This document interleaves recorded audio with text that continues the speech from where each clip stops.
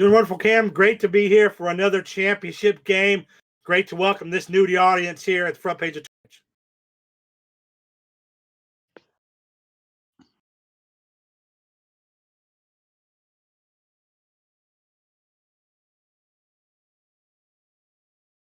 Twitch. Yep, it was 5. Yes, it was. I'm doing awesome, man.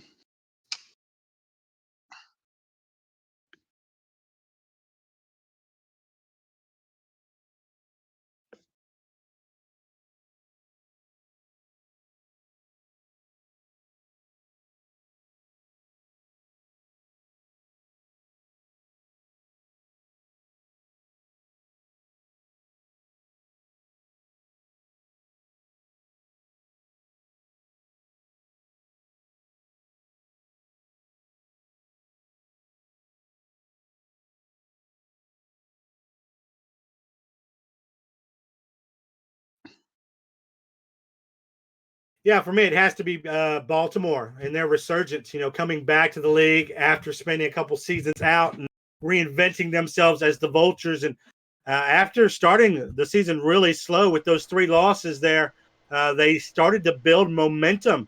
The hiring of a new coach and eventual co-owner in Thomas Patinetti, really revitalized the team and sent them soaring into the playoffs. And our recent league awards just have Baltimore all over them, as they really were the story outside of Alaska and Tallahassee, who have now got back to the championship game.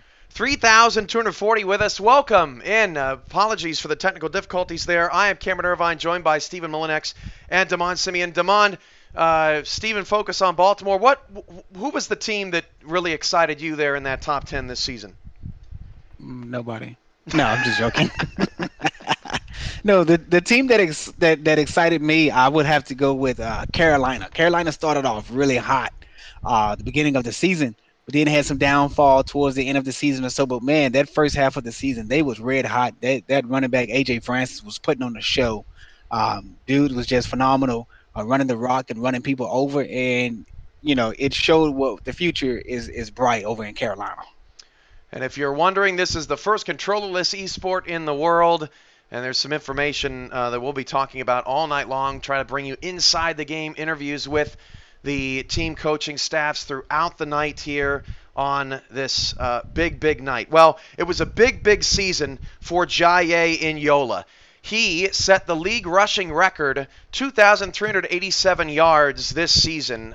Just a tremendous performance. First in yards per carry, and total touchdowns. And just earlier today was named MVP of the SFL. He's top 20 in rushing yards and rushing touchdowns. And Steven, I think this is the guy, right? If Alaska can take care of him, they may be the first back-to-back SFL champions. If they can't, Tallahassee may get there first. Or ironically, Alaska's going to be tasked with stopping this beast of a player, but it is actually the storm that created the season for Jay Inola, in the sense that after the last season's championship game with these 2 teams, Tallahassee had to change the way they approached the game, and that change was to run the ball more to Iniola. And as you can see, he has dominated our league and comes into this game as the reigning MVP. So the Storm actually created this problem for themselves, and now will have to face the big fella to try and get back-to-back chips. Damon, you call games on the SFL network, just like a lot of people in our community, and that's one of the best things about the SFL is that you can get engaged in so many different ways. But you call this man Mr. Disrespectful, is that right? That is absolutely correct, Cam. Again, the reason for that is because this guy has no respect for his opponents when he's running downhill.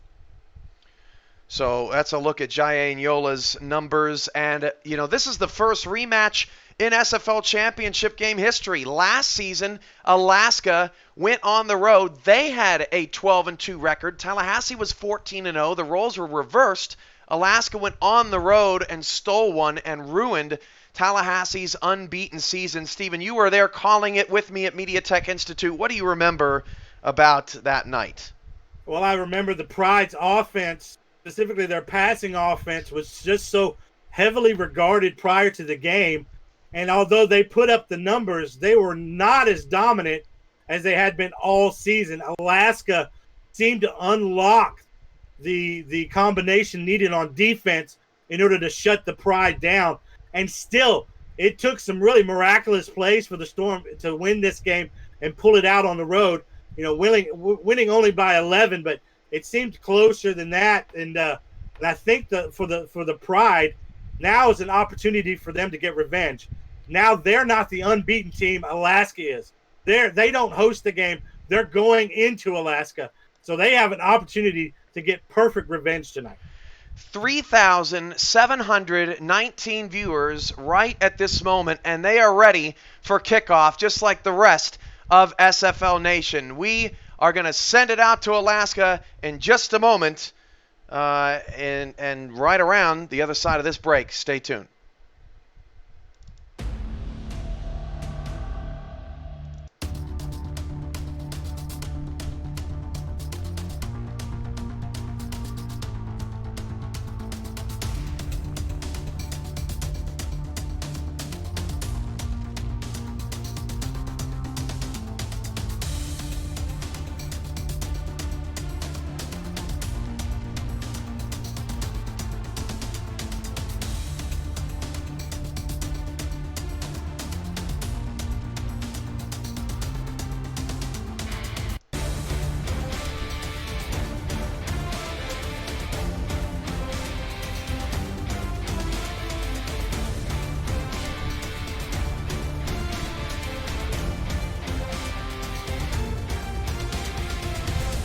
Over the mountain, as far as the eyes can see, dark clouds approach the valley. The Alaska Storm, led by the most efficient quarterback in league history, is still unbeaten and here to claim another victim. Over the hill, a pack of lions await their prey and are here to deliver justice with the league's most punishing, bruising running back. The Pride wish to roar and take the crown. Two forces collide for the ultimate prize. The SFL Network presents the 11th SFL Championship game, and it starts right now.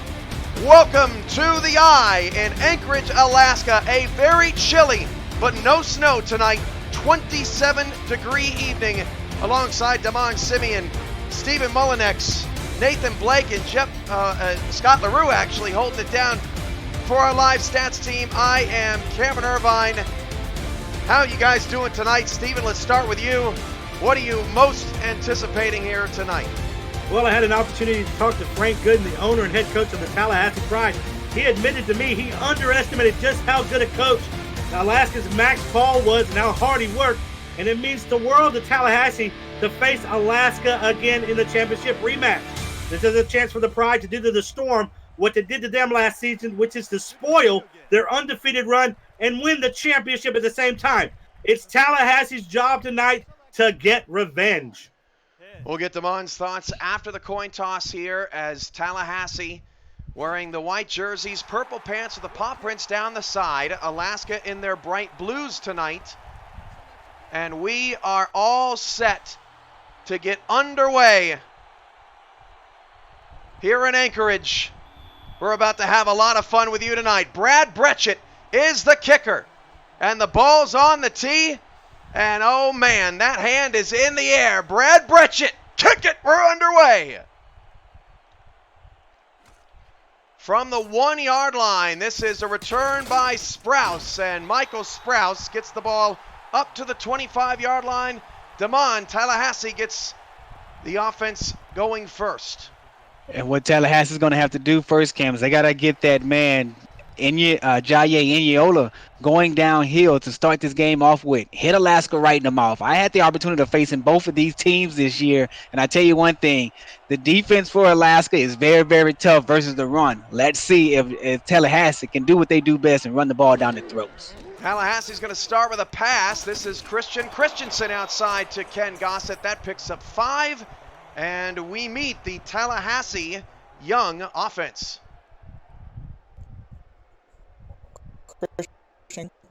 Actually, we're having some technical difficulties there with our starting lineup, so we apologize. 2nd down and 5 at the 30.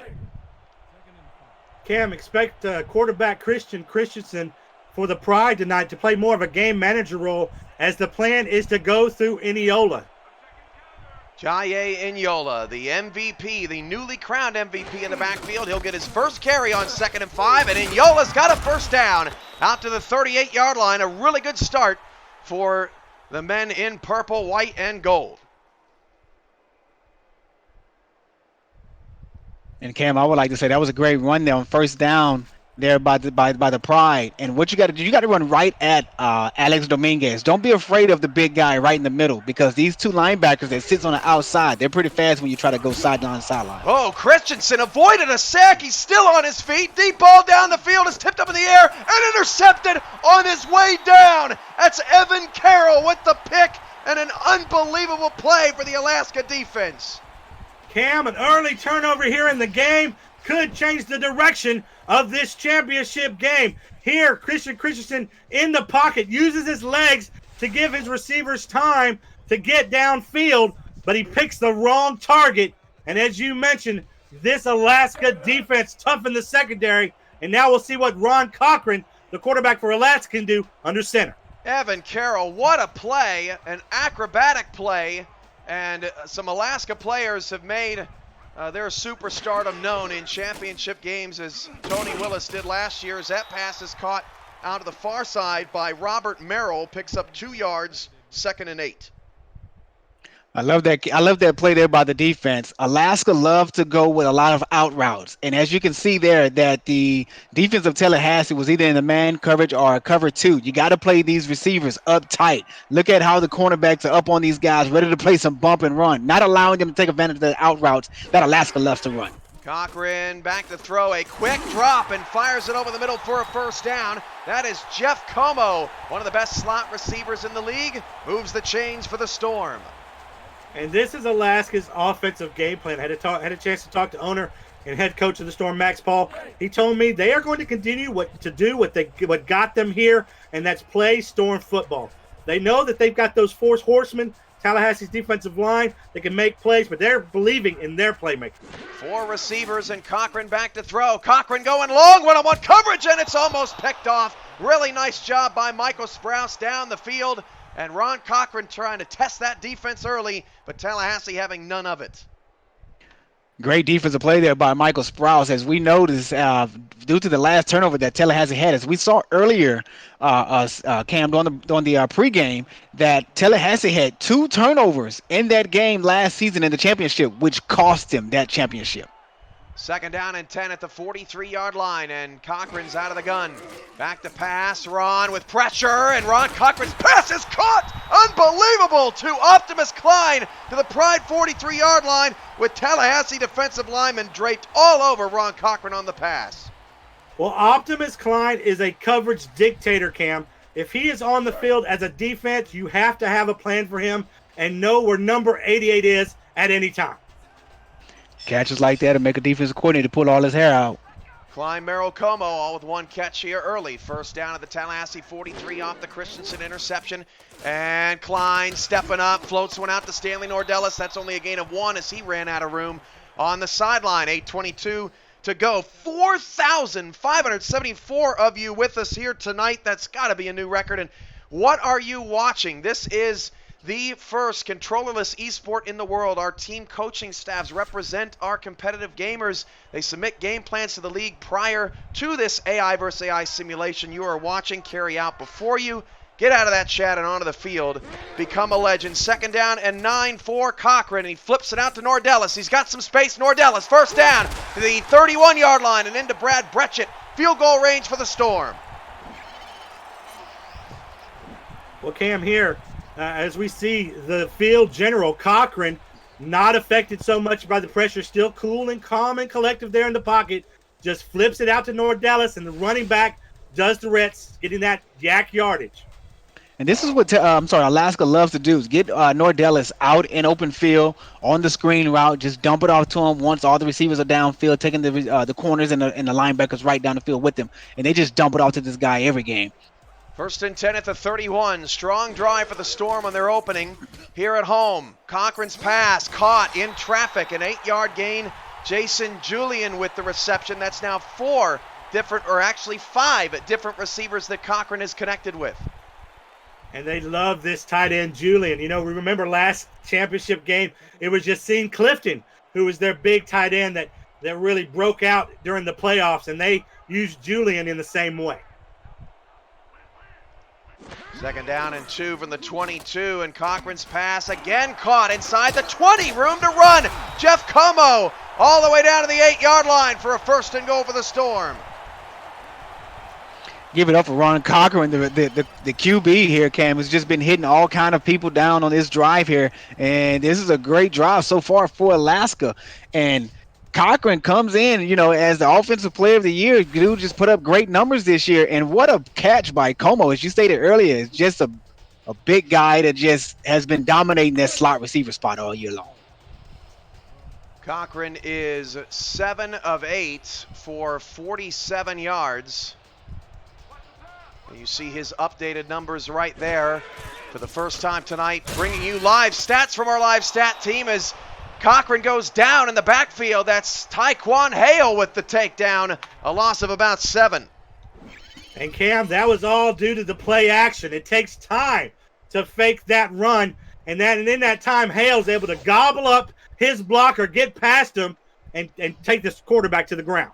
As we saw last week, Cam, Alaska ran a lot of play action versus Houston, and Houston only has 2 playmakers on that line. But against this Tallahassee defense, you got to do more than that. Cochran's pass caught, but who is that on the side? I believe that's Julian again with the reception running out of bounds. And actually, I misspoke earlier. The reception for the Storm actually went to Jose Galliano, which means that Cochran on this opening drive has now hit 6 different receivers. Wow. 3rd and goal now at the 6 is Tallahassee trying to play some bend but don't break defense here. They do not want to go down early. This has been a 4-minute drive for the unbeaten Storm. Ron Cochran going to throw. Cochran steps into the pocket, goes to the end zone. Was he out of bounds? Yes, he was. Incomplete. And that's going to bring out Brad Bretchett. Optimus Klein was the intended target. Well, unfortunately, Klein couldn't get his feet in, but that play just took a little bit too long to develop. Cochran, plenty of time in the pocket to find his target. It's just that we had Klein going in a post route and actually ran him right into the post, and it was just too far into the back of the end zone. This will be a 23-yarder for Brad Bretchett to get Alaska on the board, the first score of the championship game. Tallahassee hoping for a block. Bretchett's a pretty good kicker.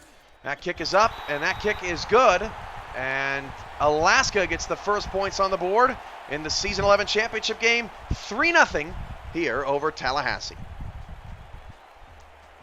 Chat shout-outs, Vancouver Legion, Brown Knight X, Optimus Klein YouTube, Cody SFL, Pure 2K12, Afro Bandito, The Trash Car, Days Wonder, Tom Pepper QB, Think Tact, and many others here with us on a record-setting night for SFL viewership. 4,656 viewers at the moment as Sprouse. There's a flag on the play that is likely to come back. And Tallahassee still trying to find their footing in their revenge game, a rematch against the Storm from last season.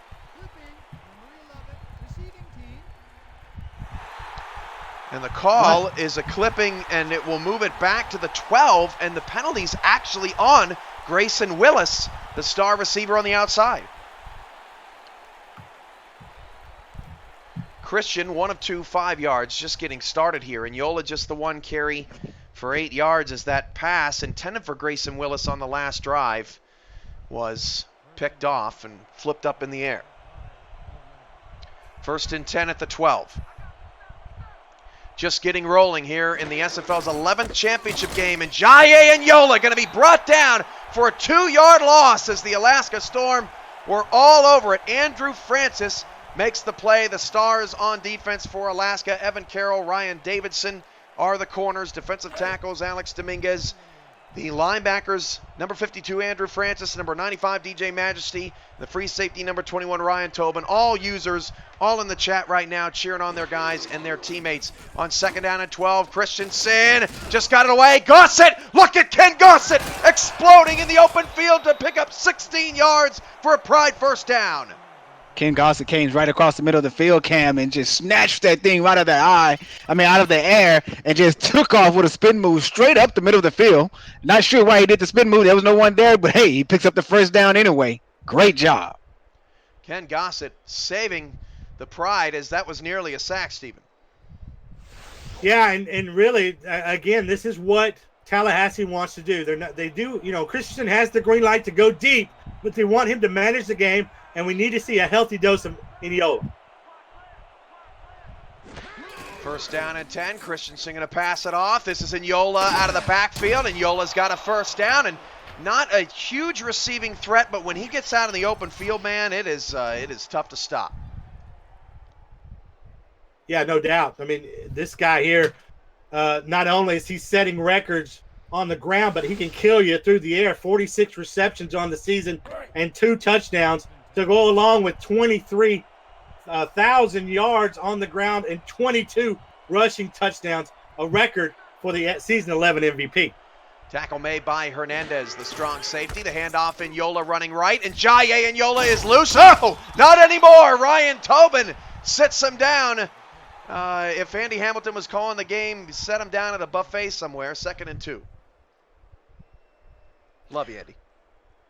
Nice run there by Eniola. Almost picked up the first down on that play, Cam. And as I stated, that Tallahassee pretty much need to go north and south, and they went sideways out to the right side of the field there on that handoff. Pick up great yardage. Eniola's got a first down to the 48, and we welcome you for the first time into our broadcast booth, the Cam.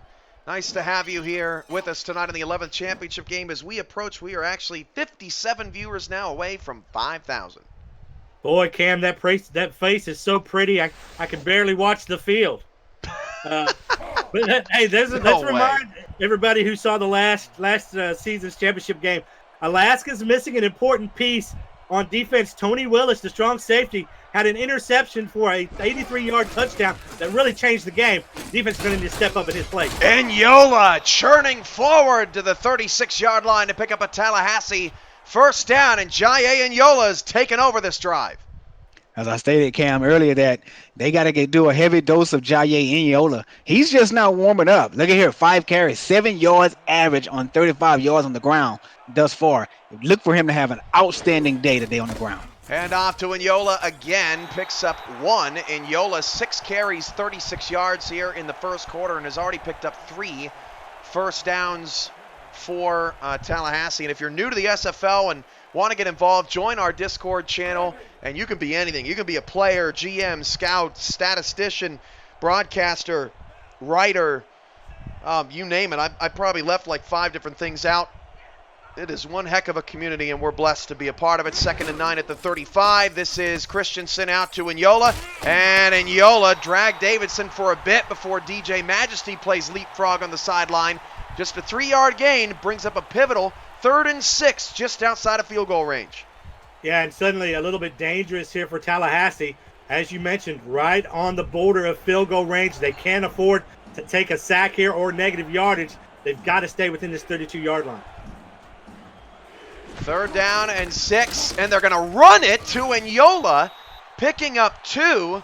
Alex Dominguez, who we've not mentioned at all tonight. They call him Big Sexy.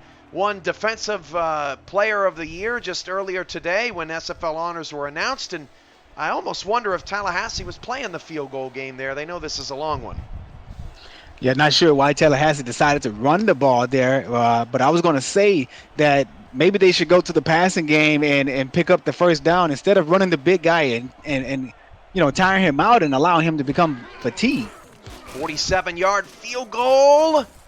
Got it! What a kick in the biggest moment of his life. Richard Douglas boots it through, and Tallahassee's tied the game up at 3. And you really get the feeling, though, the Pride missed an opportunity here.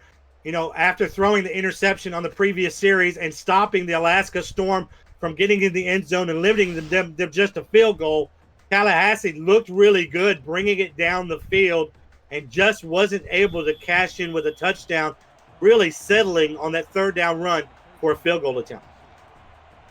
1:36 to go in the first quarter. I saw a messes in the chat. It's already gone now, but said, why can I not stop watching this? And I think we feel that most every week of the regular season as Jeff Como returns out of the 27. Hey, please give us a follow. The links are there below the video here tonight. Follow us or like us on Facebook. Follow us on Twitter. Subscribe to our YouTube and Twitch channels. And give us a follow on Instagram as well. Social media director Andy Hamilton doing a fantastic job with all of that. It takes a village. You'll see tonight if you stick around long enough in the credits. Just a tremendous group here in the SFL. It really does take a lot of people as that pass is whacked away by the younger brother, Matthew Sprouse, making it happen. And I do want to give a shout out to all the Tallahassee and Alaska players who sent me their audio clips of them introducing themselves. We sincerely apologize. Our starting lineup graphics are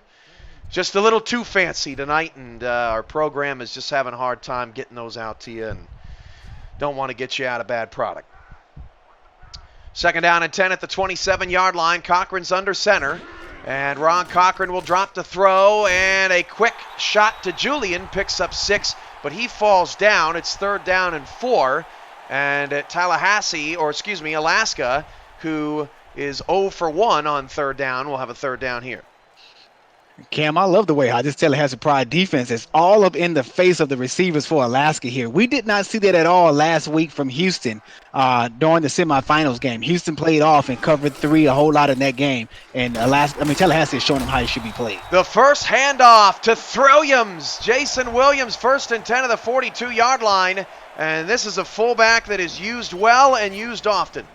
And Cam not used at all in last season's championship game, because he wasn't on the team. The rookie, picked 20th overall in the draft, has come in and given the Storm a running game, which is something they did not have last season, and still was able to pull out a championship. They actually recorded -1 rushing yards in their big championship win over Tallahassee. And speaking of the draft, you can get on a team and be a part of the rookie draft heading into season 11, which starts in January. We'll want to see you go from a new face to a savvy veteran as Williams picks up another 7 yards. And what a fast first quarter. I tell you what, man, time flies when you're in the championship game. This stuff just blows by. You're absolutely right. It does fly by pretty fast. I thought we still had about 5 minutes left in this thing here, but these teams have been running the ball up and down the field. Well, passing Alaska has, but they haven't been going out of bounds, so the clock has just been running, Cam. 2nd and 3 in midfield. Play action from Ron Cochran after back-to-back runs, and that's almost intercepted. Matthew Sprouse again on the coverage, and that'll bring us to the end of the first quarter of play, and we will take a short break. You're watching the SFL on Twitch, the front page, the 11th championship game presented by APM Music and powered by Fuel.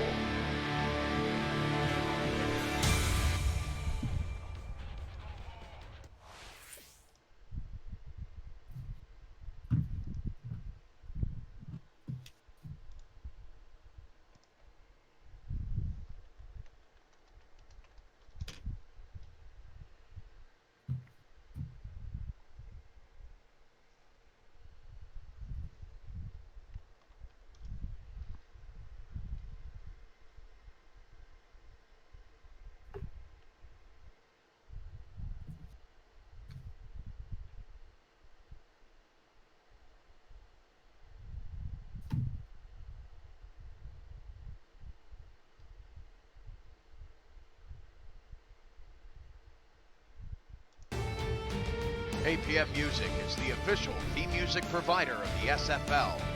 Listen to their Champions Will Rise soundtrack at apmmusic.com and visit their all-new esports landing page to find the best highlight music, heroic action, and epic sounds to boost the quality of your esports stream just like us.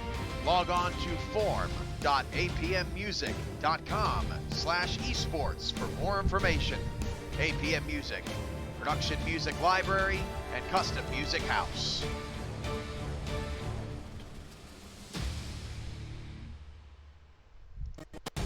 Yes, champion is brought to APM Music production library music house by Empowering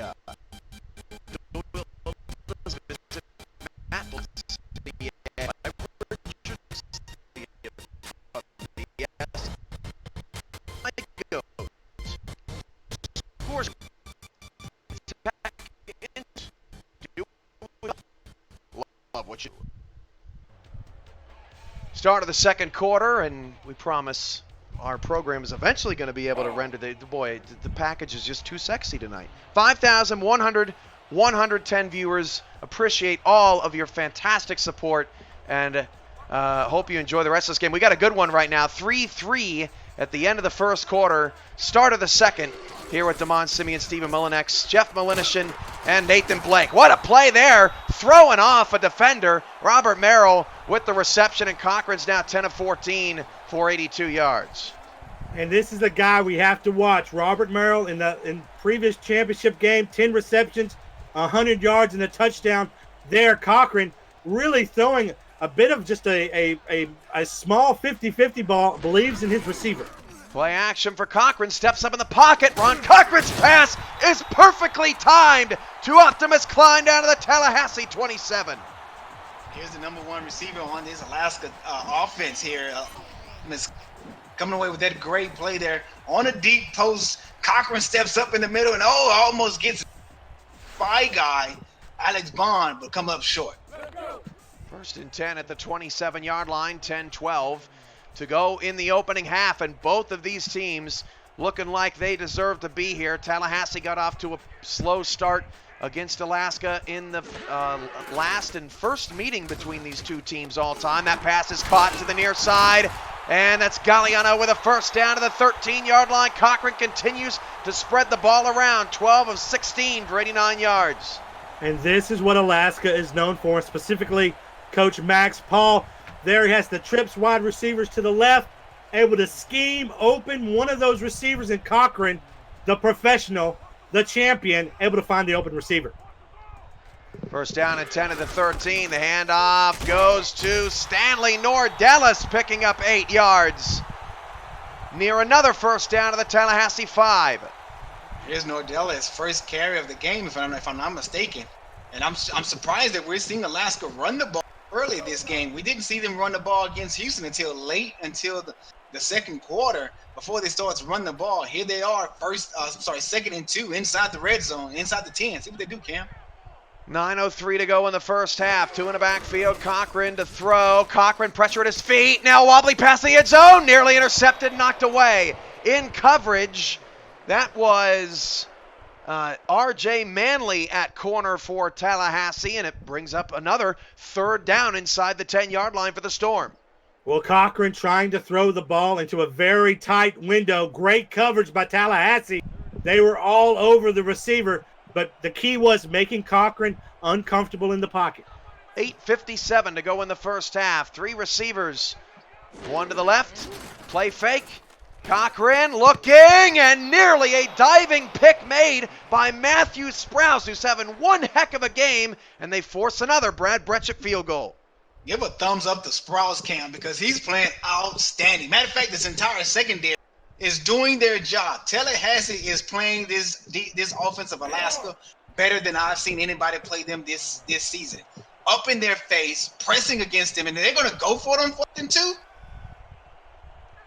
Well, the offense is out there with three receivers. That would certainly be a gutsy move, and Tallahassee was not falling for it, and Alaska's going to have to burn an early timeout in a 3-3 ball game. Yeah, not a big deal there. Take an opportunity for Alaska to maybe get them off sides and get them in that end zone. It only costs you a timeout. It's just the first half still, so good strategy by the Storm to see if they can steal one, but the Pride looking for revenge in this game. They are keyed up, and they are prepared for everything. We welcome you back into the broadcast booth, the wall of champions behind me there, as you can see some of the historical championship games. You can't see it. It's at the bottom there.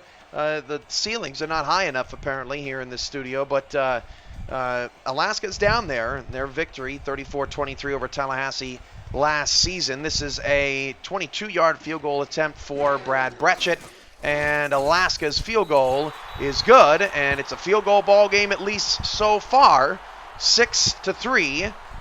And in case you're watching us for the first time, you want to know more about the league, this is who we are and what this is. Player, coach, general manager, team owner, broadcaster, statistician, writer, scout. I I'd get them all eventually. Alaska kicks off. Tallahassee has to feel pretty good about where they're at right now on the road against an unbeaten, only down a field goal as Sprouse is bounced backwards at the 25-yard line, and there hasn't been much room to return for either team. Stat reset for the Pride offense. Christensen 4 of 5 for 35 yards and a pick. And Yola 7 carries, 37 yards. Gossett 2 catches on 2 targets for 21 yards. And a first down in Yola's similar numbers. 5 first downs for Tallahassee to 7 for the Storm. First and 10 at the 25-yard line. 2 receivers to either side. 3-2 look. Play action from Christensen. Don't see that often out of Tallahassee. He's going to fire it, and it's going to be picked off at the 37-yard line. Second pick of the first half for Evan Carroll, and he has been the hero for the Storm. And Cam, this is not where Tallahassee wanted to be to start this game off. 2 INTs early here in the first quarter, in the first half. May I add? Oh, that's just horrible. They got to be. They can't throw the turnovers versus this team because Alaska will get away from you, and it'll be hard to catch them from behind. Yeah, and the Storm are knocking on the door of scoring range, nearly at field goal range already. This is just terrible for Tallahassee. I don't think they wanted to pass as much as we're seeing. Hashtag clip it. Clip that highlight. That was a beautiful pick from Carroll. Now 2, and that's a sack. Only the second sack of the game for either team. That's E.J. DeQ, the rookie. And that was a big topic of conversation, at least coming into the night. But so far, both offensive lines have done a decent job. And Cam, that jump shot he just shot almost looked like yours. Swish. Going through the net, baby. He's a wannabe, man. He can't do like it. Second down at 14. Cochran is going to be sacked again. Loss of 6 yards. I know I can't do that. Third down and 20, Kevin Bain. And that's now 3 different Tallahassee defensive linemen with a sack in the first half. And Bain recorded 2 sacks in the previous championship game. Hales got a sack in this game, didn't have one in the championship game. So we're seeing now this talented defensive line, known as the Four Horsemen, take control of this game. Third and 20, now way out of field goal range. Cochran going to try to get it back, and he does. Down to the 32-yard line. That pass caught by Klein. It would be a long field goal for Brechet, but still within his range.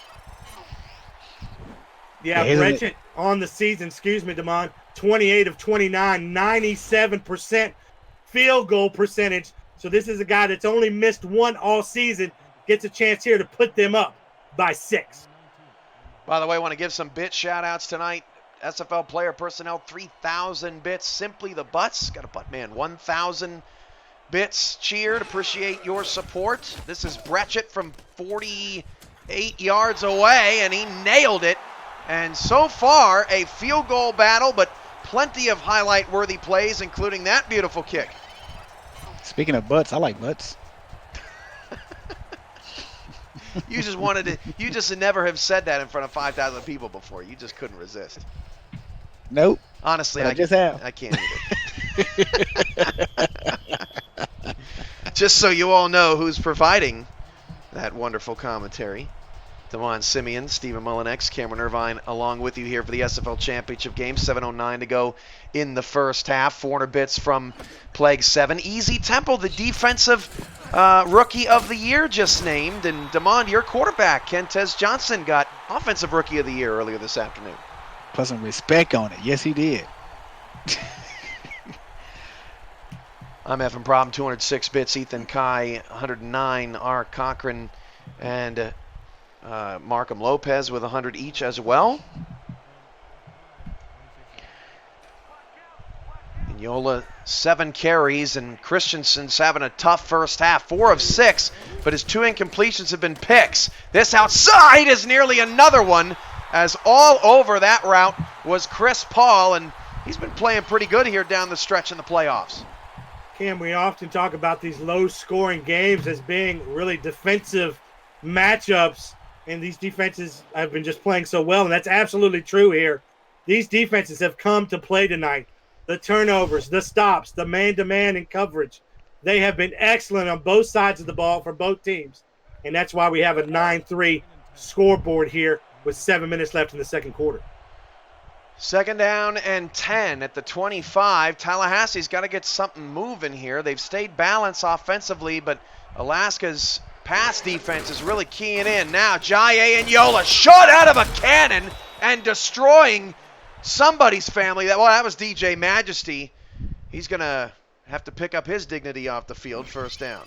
And Cam, this is why I call Jaye Eniola Mr. Disrespectful. Watch how he dropped his shoulder into the chest of DJ Majesty. Oh, actually, oh, that's not DJ. Yeah. My mistake. My. Get off me, son. Tobin is going to, Majesty probably needs to pick it up for him. So he's going to have to go to the sideline and get his sternum checked. That's right. This isn't mine. 6:35 to go in the first half. First and 10 at the 39. Handoff to Eniola again. Jaye Eniola, the league's leading rusher, has another first down in midfield. And the way that he's picking up yards, Steven, he's now at 7 yards a carry. I would just keep feeding him right now because Alaska can't stop it. Well, this guy's the ultimate home run threat in this league. The Usain Bolt of the SFL. This guy can take it to the house, and Alaska is lucky he's not bumping his head on the goalpost right now. 5,484 live viewers in a one-possession championship here as Alaska tries to become the first team in the 5.5-year SFL history to win back-to-back. Christensen, he's not a runner, and now he's not a walker. Andrew Francis with the sack, and he celebrates. And Cam, not to take anything away from Francis on that sack, that was a great play, but did you see the block by Eniola that he put on Alex Dominguez? My goodness, what a chop block that was. Somebody's got to clip that too. 2 clips in one there. Second and 14 for Tallahassee after the sack. Christensen, all kinds of time deep down the field into double coverage, and Willis paid for it. Ryan Tobin out there hitting hard. 3rd and long coming up. Well, Christensen, all kinds of time in the pocket.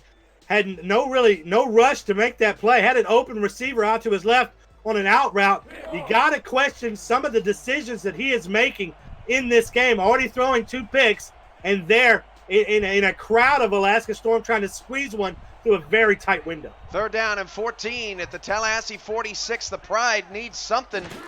0 for 1 on 3rd down. Now play action from Christensen. Threw a pick on that play. Now goes across the far side. Caught. First down all the way down to the 34-yard line. That play made by Wes Turner as Christensen mixes it up and gets the first down. It's a great play here by Christian. CC square is what I like to call him. Here's a look at the out route, and what was the defender doing? He looked like he may have slipped there or so, but give credit to this Tallahassee offense, especially the offensive line, for giving Christensen such great protection to come away with that great pass. It snowed about 4 hours ago here in Anchorage, so there may still be a little bit left of it on the field. A 27-degree afternoon turning evening here in Anchorage. That pass is off the hands, and then the helmet of Jaye Eniola picks up a 2nd down and a rare mistake from the league's MVP. Well, he's a runner, not necessarily a receiver, although they like to use him as one, but his hands are certainly questionable. Better if you just hand the big fella off the ball and let him get those massive gains, gouging the middle of the defensive line. Appreciate all the compliments and not kind words in the chat room.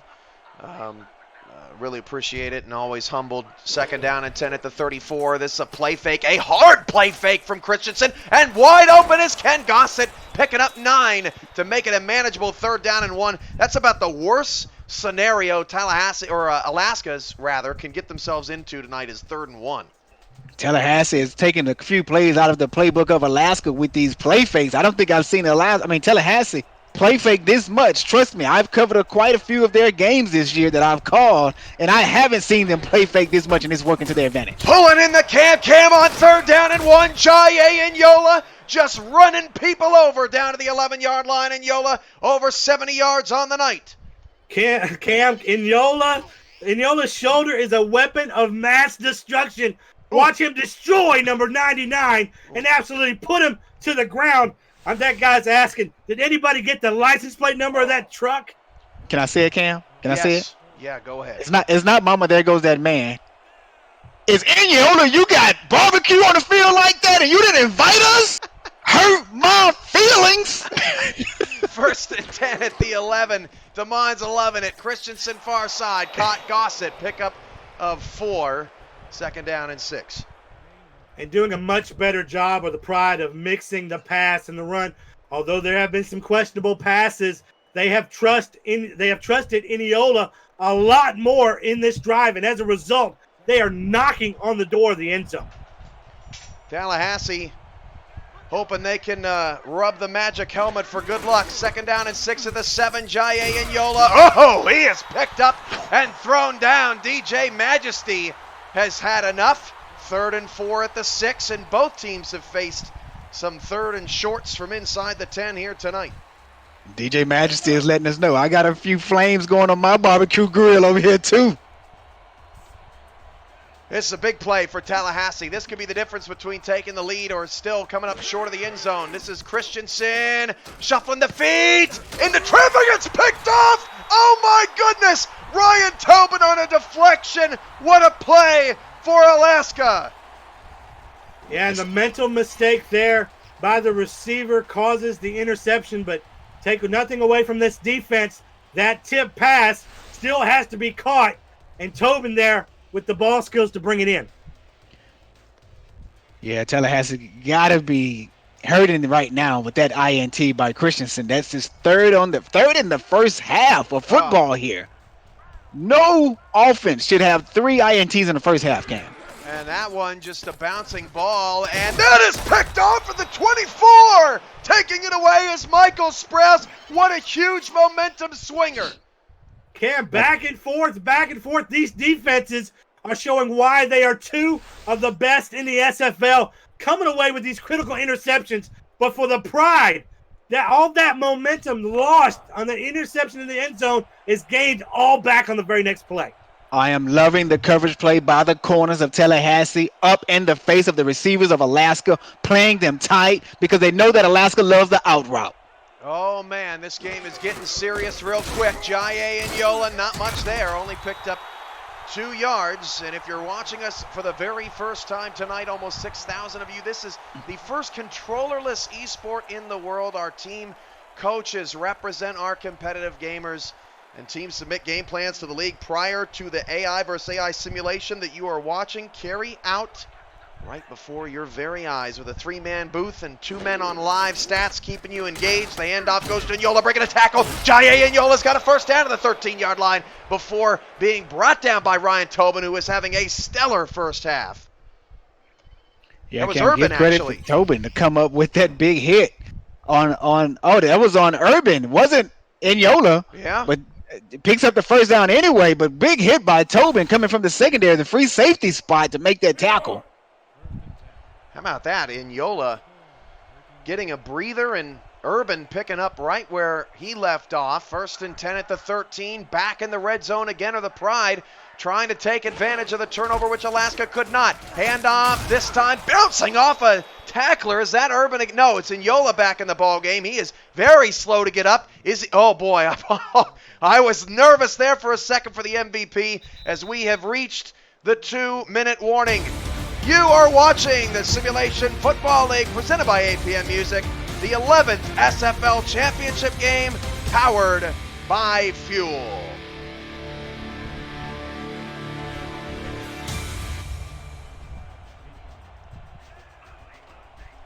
This is a 2nd and 5 at the 8, a 9-3 ball game. Tallahassee trying to take the lead. Handoff to Eniola right off the 2-minute warning, breaking a tackle. Eniola down to the 1-yard line. Still just cannot get in as Alaska is going for another tremendous stop. And I want to highlight here Ryan Tobin just for a moment. That is his 4th tackle. Well, he's going to gain a lot of tackles tonight if Tallahassee keeps giving Eniola the ball, and I believe they should here. 1st, 2nd, and 3rd and goal. Number 28 is the man you've gone to all season. Let's not make another mistake in the end zone by passing it. Let's run this ball. By the way, Andrew Francis, 4 tackles, 2 tackles for loss, and a sack so far. Handoff to Eniola, and Jaye Eniola has a touchdown, the first of the SFL's 11th championship game. We're tied at 9. And Cam, it takes the Lion King to come away with the first touchdown of this game, baby. Cam, this could be an epic day for Eniola. It could be shades of Al Bundy out of Polk High. That 4-touchdown day, that could be Eniola tonight, setting the record in the championship game. This is a guy who has tore up the league all season. It's a wonder why Tallahassee hasn't gone more to him in the first half. I bet you they don't make that mistake in the second. For all the young viewers out there, what year was that reference from?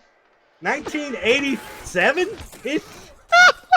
Man. Hey, you got some older viewers out there. We got to keep them entertained Oh too. yeah, but that's a new record, I think. That's I know there are some SFL supporters that are saying it's about time. It's about time we take this back to the 80s. Hey, this is hard-nosed football, right? No roughing the passers here.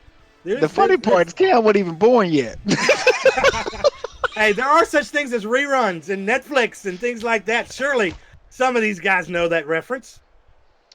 We'll take a straw poll in the chat, and hopefully it'll disappear as quickly as we need it to, as Jeff Como returns out to the 31-yard line with 1:25 left to go. Hey, coming up at halftime, our design partner, Matt Doyle Design, will have an exclusive interview with him. He is unveiling 4 of the team rebrands. All of our teams are getting fresh new looks, a fresh coat of paint. The Carolina Skyhawks, New Orleans Pharaohs, Vancouver Legion, Tulsa Desperados. That is an exclusive interview coming up at the half here in an exciting SFL championship game as the beat rolls on. Cochran deep ball. Oh, what a throw over the head of Sprouse, and Optimus Klein gets his 4th catch of the night. Clip that. And just when you think that Alaska is going to stick with the out routes, this is what Optimus Klein does. He beats you on a deep corner post. Look at this one-handed grab before stepping out of bounds. What a catch. And he's got suction cups for hands, so able to bring that in. And a great concentration to watch the ball as it coasts over the defender. I mean, this guy is a matchup nightmare and has been ever since he stepped foot on the field. Make sure you label those suction cups as octopus suction cups. Just don't, please. That is too long of a name to fit on packaging. As Cochran's pass, I don't know how that was caught. A pickup of 7 yards to the Tallahassee 44-yard line. As I thought something was wrong with my audio, but it was just demand on repeat. 2nd and 3. Cochran throws it outside Nordellis. Nordellis isn't going to get there. Driven out of bounds. Only a gain of 1. 3rd down and 2, and a flurry of activity here in the final 2 minutes of the first half. Key thing on that pass there, Cam, is that Nordellis does stop the clock. 1 minute and 5 seconds left here in the half. Let's see if Alaska can move this thing downfield, pick up a big 1st down, and see if they can get a strike into the end zone, because they only came away with 3 field goals so far today. 3rd and 2. I'm still thinking about what you were trying to call whatever was on Klein's hands. 3rd down and 2 at the 43-yard line, and Cochran, look at the pocket. Ron Cochran, you give him that. Oh, he dropped it. Incomplete. Klein got it whacked away on the tackle, and on the tackle was Tanner Hendricks, the free safety. Jimi Hendricks' little son. Go ahead. Hendricks puts a great hit here on Klein, causing the ball to come out. Klein's able to get his big mitts on it, but the timing of the hit is perfection and causes his ball to bounce incomplete. Guys, that's a guaranteed field goal with Wretched as your kicker that's just been taken off the board. And look, 4th and 2. Offense is still on the field. Wow, down 1. I doubt that they call no. No, they're going to go for it. Cochran, 4th down. Cochran deep to the field. Tipped, intercepted. Tallahassee has all the momentum. Tanner Hendricks with 54 seconds and all 3 timeouts can do something with it. The underdog Tallahassee Pride playing their butts off in the second quarter. And Cam, Tanner, Jimi Hendricks come away with 2 outstanding defensive plays for this Tallahassee defense, telling the Alaska Storm, give me mine. What was Ron thinking there? I think just, again, trying to do too much. I mean, Alaska feels the pressure now, and you can see that manifest on the field offensively. They just don't look comfortable. I think Ron thought he was playing one of those teams out in the Western Conference. Both quarterbacks are having some tough times in the first half. Christensen going long, and that pass into double coverage is incomplete. And I have seen more passes thrown into double coverage tonight, Steven. I mean, I guess everything's on the line, so you're going for it. But, man, tons of risks out there, especially since it's the first half. And I don't understand it, Cam. This game is so close, especially for Tallahassee. Why are you taking the risk of giving the Alaska momentum at home? Get it to the guy that's got you here. That's right. You got to dance with him in Yola. 49 seconds to go in the first half. Christensen going to flip it outside to Enyola. That was nearly a disaster. Andrew Francis makes the tackle, and Tallahassee choosing to call a timeout. If they don't get a first down, Ron Cochran's going to get another shot at it.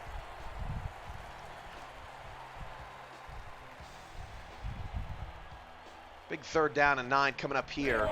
Alaska is just 1 of 5 on 3rd down. Tallahassee's fared just a bit better. They are 2 of 4. 3rd down and 9. It's a big play here for Christensen. Back to pass. Christensen over the hands and caught by Gossett. Gets out of bounds at the Storm 47-yard line. Christensen just floated that one up to his intended target.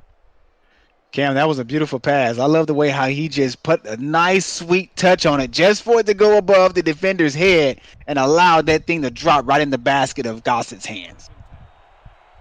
A huge shout out right now to our live stat crew, Scott LaRue and Nathan Blake. Jeff Malinchin, it was a late scratch last minute as Christensen goes down for a sack, loss of 3. I think that was Big Sexy for the first time tonight. Christensen hurrying up to the line with 28 seconds to go. Now they're going to run it to Enyola. Boy, he took a shot. Wow, Andrews. Francis playing out of his mind here in the first half. That's his 6th tackle. 3rd down and 12. Tallahassee hurrying up and now realizing that they really don't need to. Christensen, one play gets him into field goal range. What's he going to do here? 6 seconds left. Throws over the middle. Football! Ball's out! And Alaska recovers at the 38-yard line. Andrew Francis with the recovery. I think are we going to see a challenge here? That was really a bang-bang play. Did the receiver have time to bring it in and establish himself? Oh, yeah. It looks like he did on the replay. What do you think, Damon? I think he fumbled it. Steven, I was about to call you Mark. Don't know why. But, yeah, I think he fumbled his thing. He caught it, made a football move. He took 2 steps, tucked it underneath, and he just lost it. Well, they're going to review it anyway. It looked like a fumble on first and second glance here. Catch? That's unless we're not seeing maybe some bobbled possession there. I mean, this is huge. With 3 seconds left to play. What are we calling here? That's the play a fumble. Stands. Yeah, it's a fumble. And Alaska is going to avoid giving up more points just before the half, as these two teams have combined for 6 turnovers, and almost all of them have been forced by outstanding defense. The most important thing, Cam, is that there's 3 seconds left on the clock for Alaska to take a strike downfield. Surprised that it didn't come out in Hail Mary formation.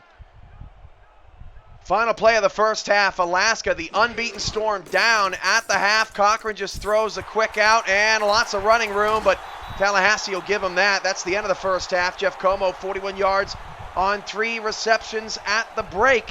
And now that it is the break, well, we'll get a replay first. Well, Cam, you know what? It ends kind of unceremoniously here after Alaska's interception. But for me, adding another interception to Christensen's stat sheet got to be an emotional blow for the guy going into halftime. The 2K Sports Halftime Report starts right now as we get you to the first half stats. 192 to 196 in the report. Boy, pretty even game. Tallahassee staying balanced. This has been an exciting one. One of the best championship games we've seen in a long time. Yeah, the difference is those turnovers, Cam. And, you know, luckily for Tallahassee Pride, they still have a 1-point lead despite leading in the turnover category with 4. I mean, it's been exciting football if you love defensive football in this championship game. But these are the 2 top scoring offenses in the league. So expect an offensive explosion in the second half. My intake on it is that I'm not a defensive guy and I'm really enjoying this game. I like points, but I really am loving what I'm seeing from the defense of Tallahassee.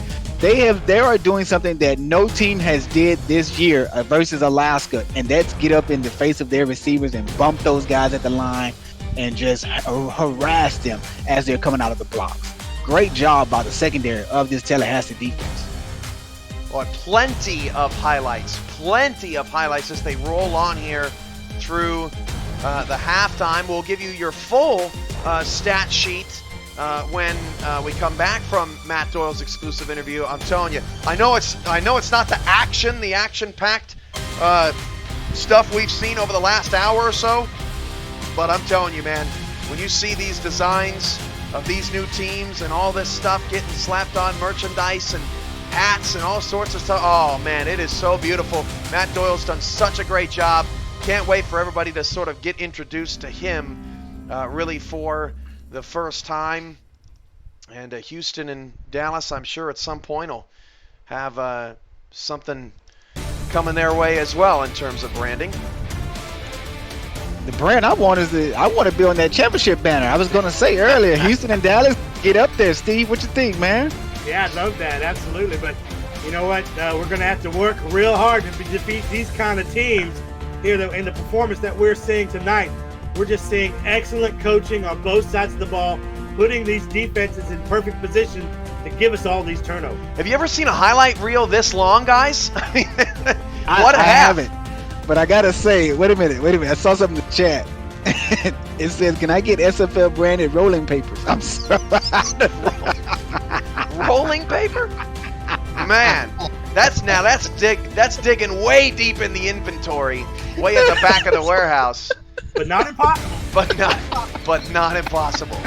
You're watching the 11th SFL Championship game, powered by Fuel, and we're back to Alaska after a quick break. And Matt Doyle's unveilings of 4 new team brands.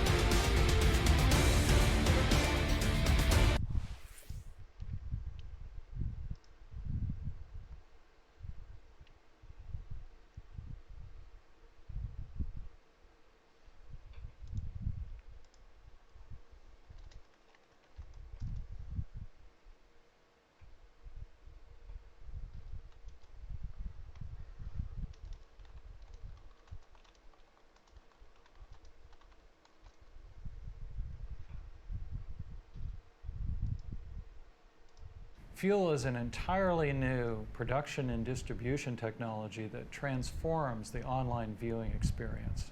Fuel makes the live and the most recent newscast available online automatically. This is a feature called Nonstop News, where the viewers enjoy a TV-like viewing experience without the station doing anything. It's halftime of the SFL's 11th championship game, and we're here as promised with an exclusive interview with our official design partner, Matt Doyle Designs. We are working together here, not just for this one particular project, but here for over the next couple of years. You know, what has it been like for you, at least so far? Because I know it's a lot of work. I know it's a grind, but we're getting to sort of reimagine a whole league here, which doesn't happen very often. Yeah, like you said, it's a lot of work, but it's very refreshing to be able to have such steady work and to be able to be like in touch with you throughout the whole process with the team owners. So it's a lot of fun as well. So Matt, how'd you get started in design? What's that story for you? Well, I was 14 years old. I was just like any 14-year-old. I was mostly on YouTube and Twitch and stuff like that. And while I was on YouTube, I stumbled upon a speed art. I don't know if they still do those, but they did back then.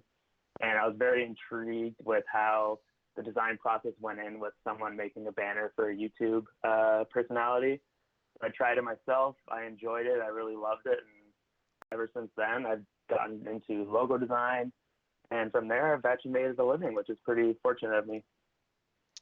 So, we're kind of one and the same because we're able to do something that we love for a living. What does that feel? How many of your friends would you say are not doing that with their life? Because it's rewarding. Some of them, like I have, friends that've gotten jobs and then quit after a year just because they just don't enjoy what they do. But when I hear stories like that, I actually feel more fortunate because day in and day out, I'm not tired of working. I don't want to not work. I want to work, so I'm on my computer most of the day, even past 8 hours per day. So it's a lot of fun and be able to do that and not get tired of it. Even after like 8 years now, it's amazing, and I hope I can do it for a little longer as well. So, what for those out there excited about potentially needing a designer or needing some design work, we'll give you Matt Doyle's information, website, social at the end of this interview after you've seen some of the new brands and some of the work that he's done for us at the SFL. But what type of work do you do, Matt? What are your services, so to speak? Mostly sports logo design. So I usually work with hockey teams, football teams, baseball teams, you name it, working with them to design their new looks. I do esports as well, not as often as I used to, but I still do it from time to time. But mostly, it's mostly mascot design, logo design, so stuff like that. Nothing really branching outside of that. So let's get to it. The first team unveiling, the Carolina Skyhawks.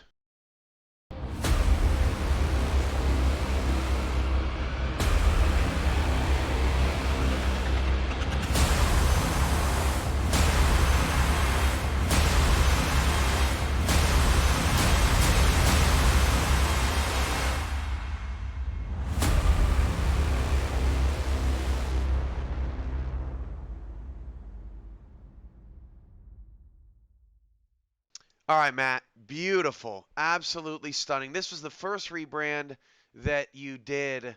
What inspired? What was the inspiration? I think one of my favorite things about this design is that the other talon of the Skyhawk is actually sort of a shadow of the one that's in front. Very, very outstanding detail. But yeah, what inspired this look, and how was it working with James Klein?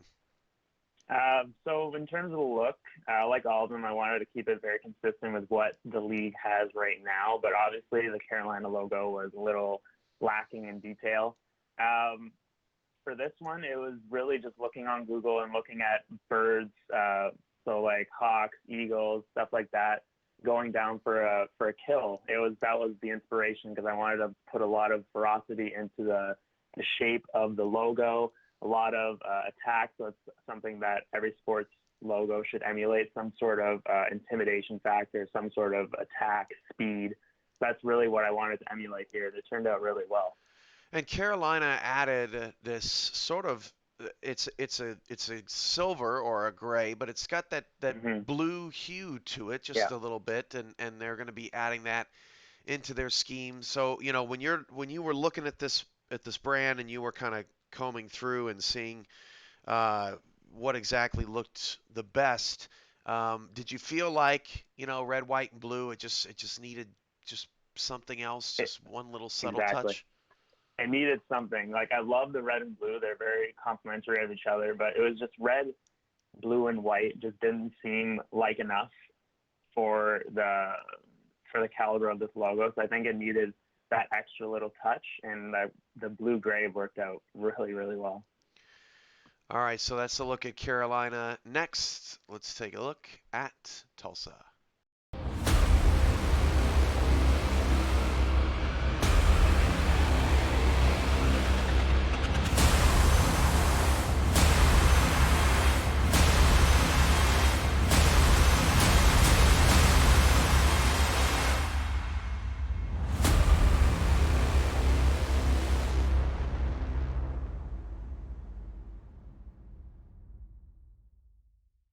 Okay, the Desperados, and this is Tulsa.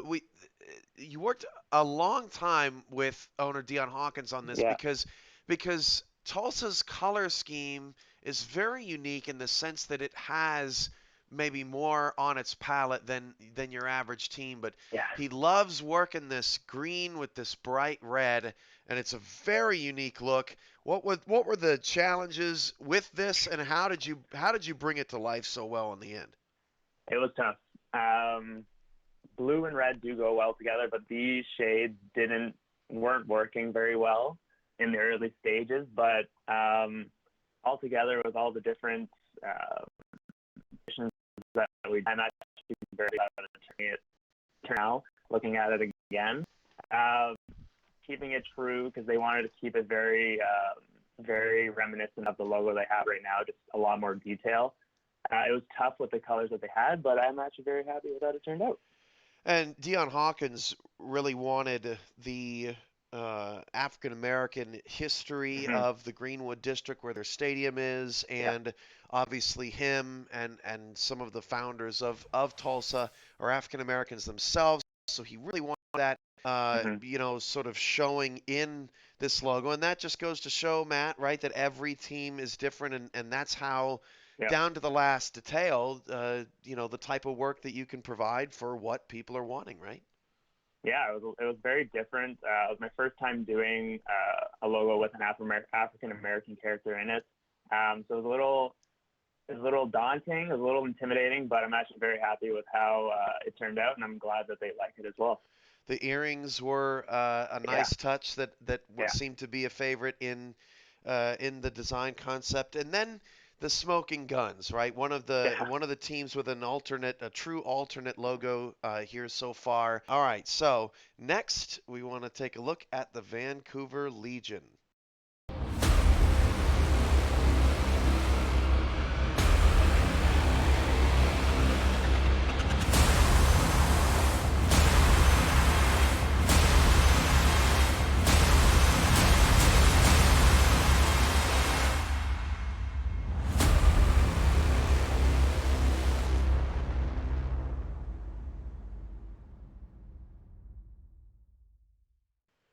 So, wow, a prestigious look, a beautiful look. This very different from the concepts and brandings that we have put together so far as the SFL and Matt Doyle designs.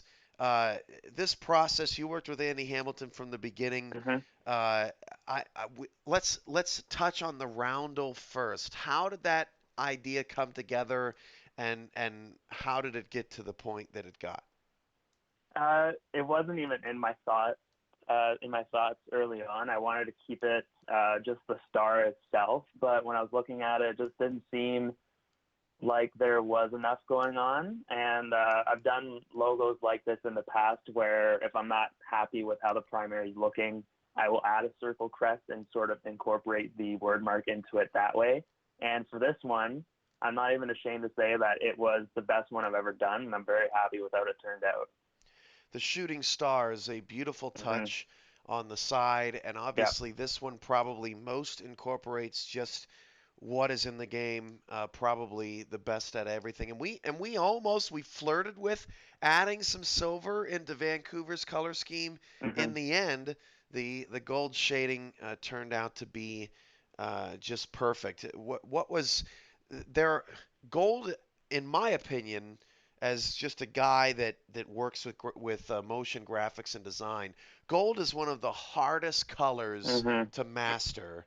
What was that like for you, trying to get that gold to fit right where it popped and it wasn't sort of a hindrance?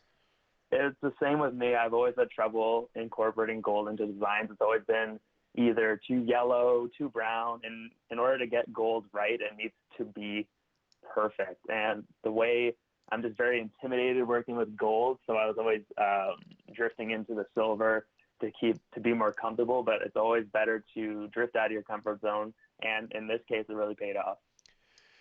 All right, last but not least, let's unveil the New Orleans Pharaohs.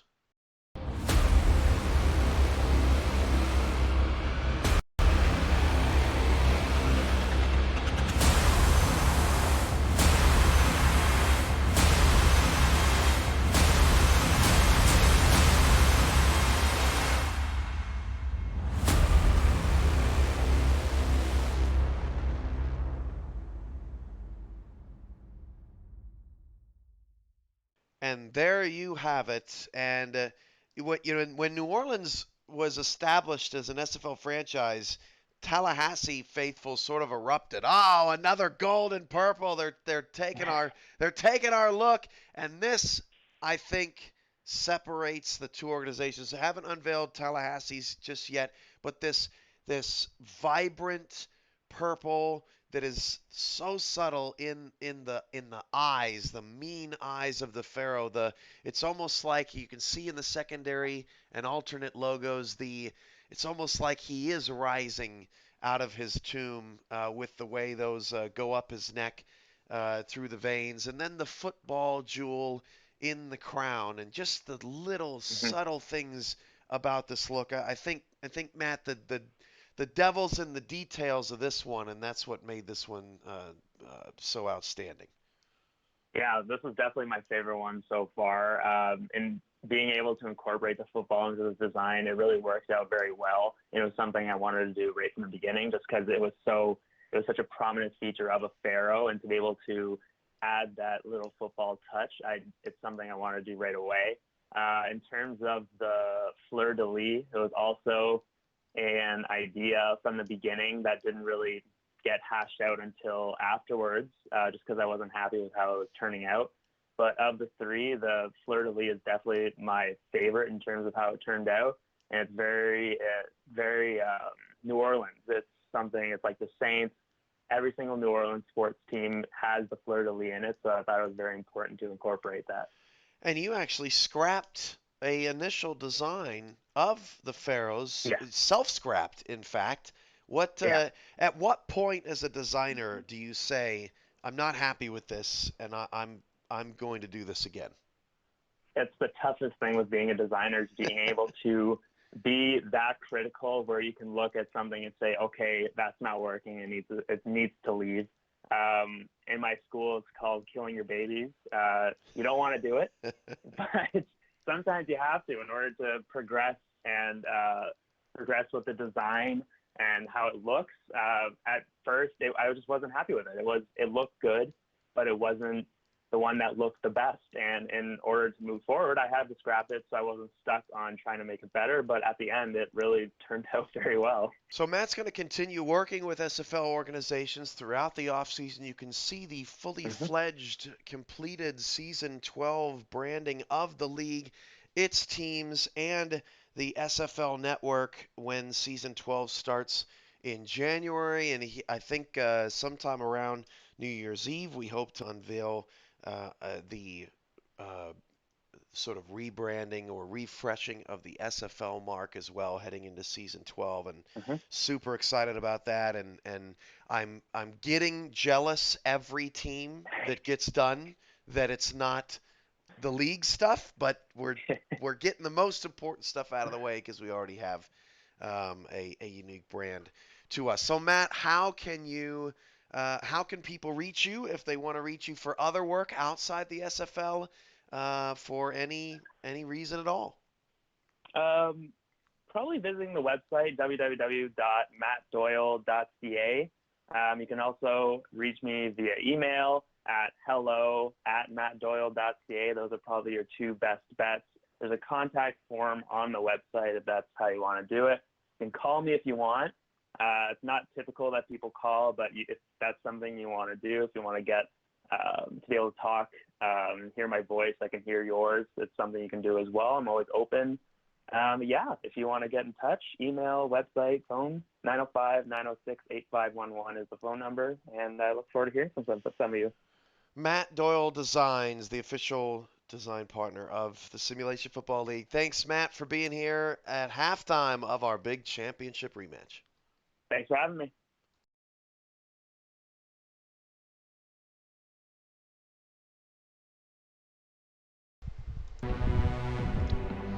It's halftime in Alaska, where the Alaska Storm, the unbeaten Alaska Storm, trail the Tallahassee Pride 10-9. And we hope you enjoyed our exclusive interview with Matt Doyle Designs, and those four beautiful looks will be all over SFL media and broadcast presentation next season, along with many, many more. First half stats. Let's go. Ron Cochran, 16 of 25, 171 yards, no touchdowns, threw 2 picks. Jason Williams, just 2 carries for 17 yards, got a first down. Receiving, 4 catches, 41 yards for Jeff Como. Optimus Klein, 5 for 72. Merrill just 1 for 2 yards. On the defensive side for Alaska, 5 tackles, 2 tackles for loss, 1 sack for Andrew Francis, 2 interceptions, a pass deflection, and a tackle for Evan Carroll. And Ryan Tobin, 3 tackles, a forced fumble, and an interception. Alaska's defense playing outstanding football. Brad Brechet is 3 of 3. 9 first downs, but just 1 of 5 on third down conversions for Alaska. For Tallahassee in the first half, Christensen 10 of 17, 81 yards, had 1 touchdown to 3 interceptions. Jaiye Anyola, 92 yards on 16 carries and a touchdown, 5.8 yards per carry, and Alaska didn't do much to slow him down. Ken Gossett, 5 catches, 45 yards, clearly the leading receiver. And on the defensive side, Michael Sprouse has an interception, Tanner Hendricks has an interception, and 1 sack apiece for Taekwon Hale, Kevin Bain, and E.J. DeQ. Tanner Hendricks leads all Pride defenders with 4 tackles. We're back to the eye for the second half after a quick word from our sponsors. This has been the SFL Halftime Report, powered by Fuel.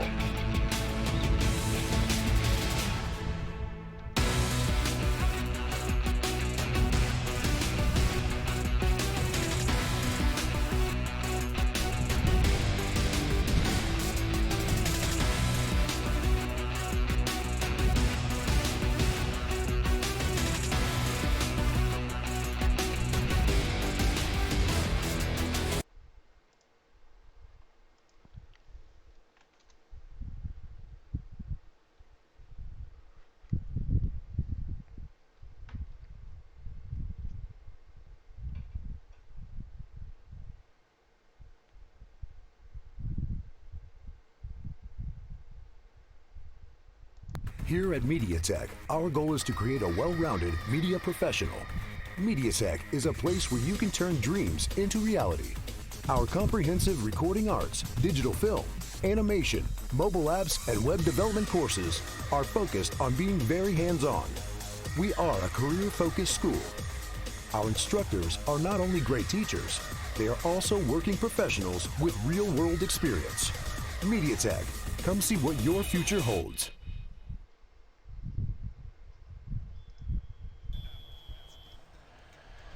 Start of the second half here in Alaska, and the Storm will start with the football. Kick it!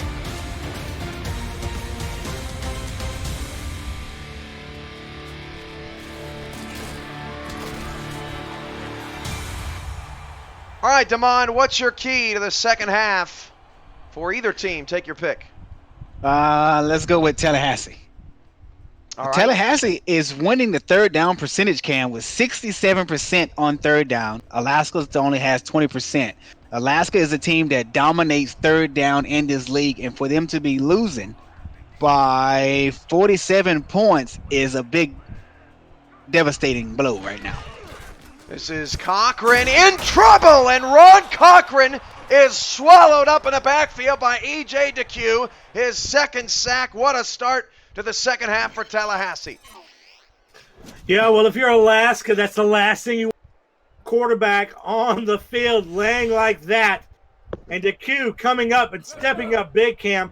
My key to the game for Alaska defensively, early MVP candidate Evan Carroll, 2 interceptions already in this game, only had 3 interceptions during the regular season. Second down and 17, and Cochran's pass, a dangerous one. Michael Sprouse was all over Robert Merrill, who has done absolutely nothing tonight. 3rd and 15. Alaska needs to be careful here. And that's that great defense that this secondary is putting on these receivers. Like I stated, they're playing some tight man coverage, and they're playing some cover too. As we can see right now, they're in strictly man coverage, and look how close they're up on the line of scrimmage. Penalty, and Cochran off his back foot fires down the field for a first down. I believe that's offside. Galliano with the reception will be declined. And want to give a shout out to Help Me 3D says, how do I become a commentator? Well, you can just join our Discord channel. The link is below the video. and message Mike Daggs, our director of broadcasting, and we can get you started and get you on the air. Go ahead. A veteran move here by the quarterback, realizes it's going to be an offsides penalty, so Cochran takes his shot downfield to get more yardage, and it pays off. Just getting underway. It is chilly in Anchorage, Alaska tonight. Almost had snow for the first time in the SFL championship game. The Cam is back. 1st and 10 at the 44-yard line. Cochran going to throw. Cochran gets pile driven backwards. Pass is complete out to Nordellis, but what a shot Cochran took. Yeah, Cochran got popped on that release as he was releasing that pass to Nordellis there in the flats, and man, he's going to take some blows as we saw. He's been sacked several times this game due to this purple rain defensive line that is led by the purple and gold of the Tallahassee Pride, Cam. I'm only giving him a shout-out because I want to get used to pronouncing his name. Hypo Kinloa, is that right? You're going to have to tell me, as Ron Cochran's pass is caught. 1st down to the Pride 44, and Alaska on a 3rd down and what was it, 14, 15, and all of a sudden they're in Tallahassee territory. Well, you know, Tallahassee's owner and head coach, Frank Gooden, told me he believes Alaska's passing game needs to be disrupted, and he plans on putting consistent pressure on all-world quarterback Ron Cochran. We've seen that here in the second half.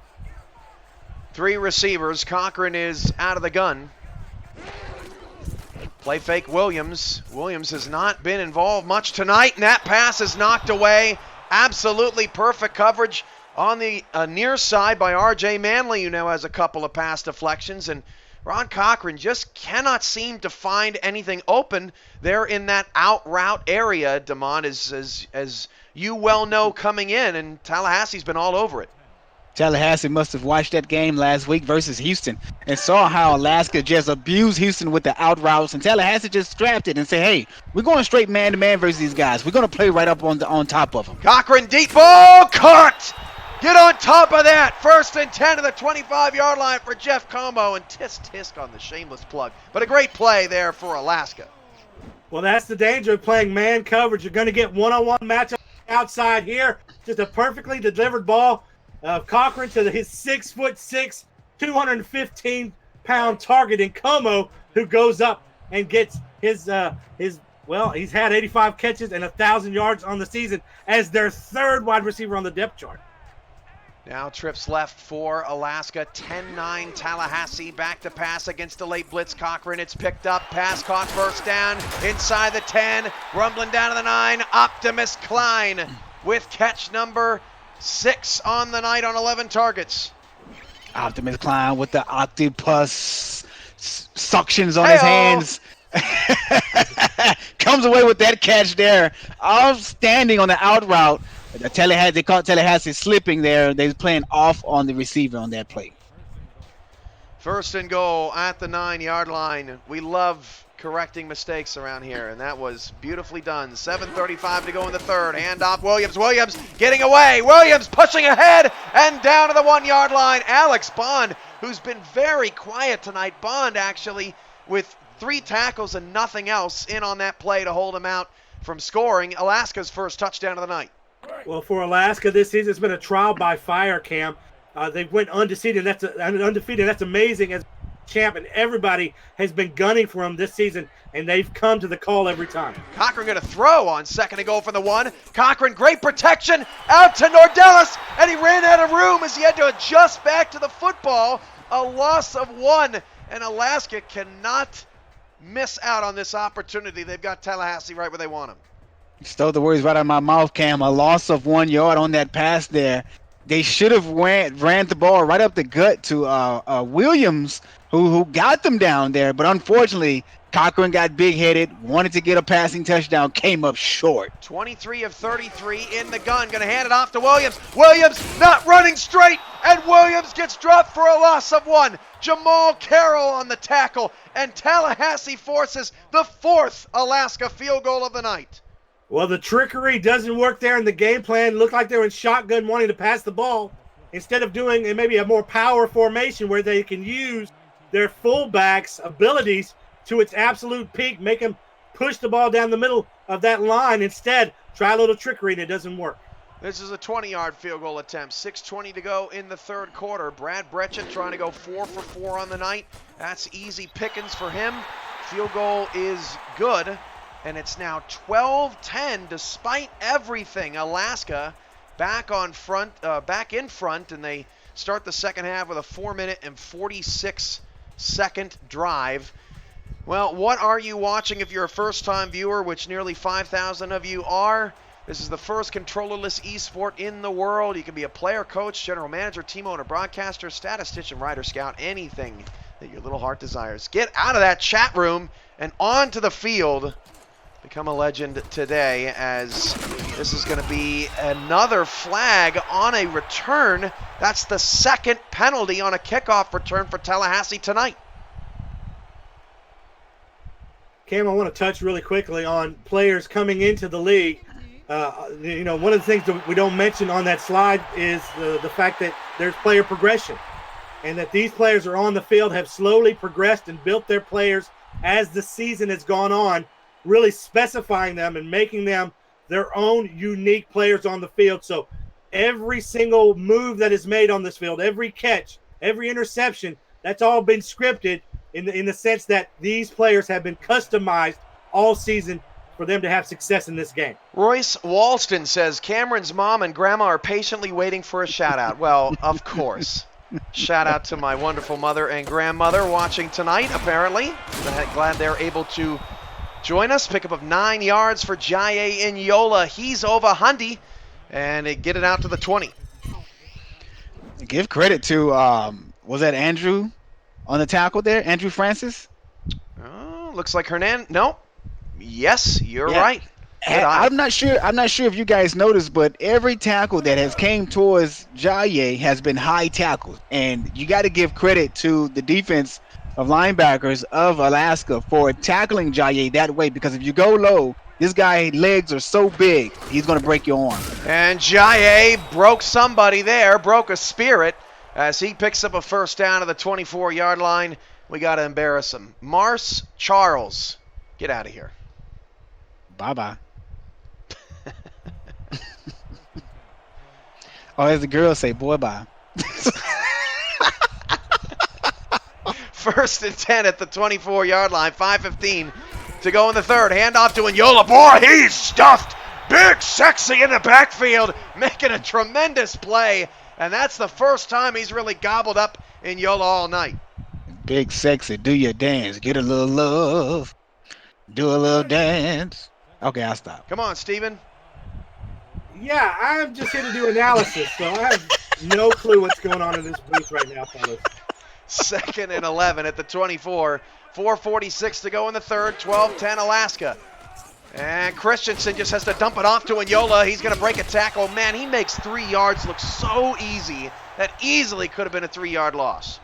Well, I think we're seeing a very tentative Tallahassee offense here coming out of the halftime, not really wanting to throw the ball. Had those 4 interceptions in the first half, and they're going through Inyola, but it just hasn't been accomplishing much. Third down and 8 in the 11th SFL championship game. Tallahassee trying to win their first. Alaska trying to win their second. Nearly intercepted. It really should have been.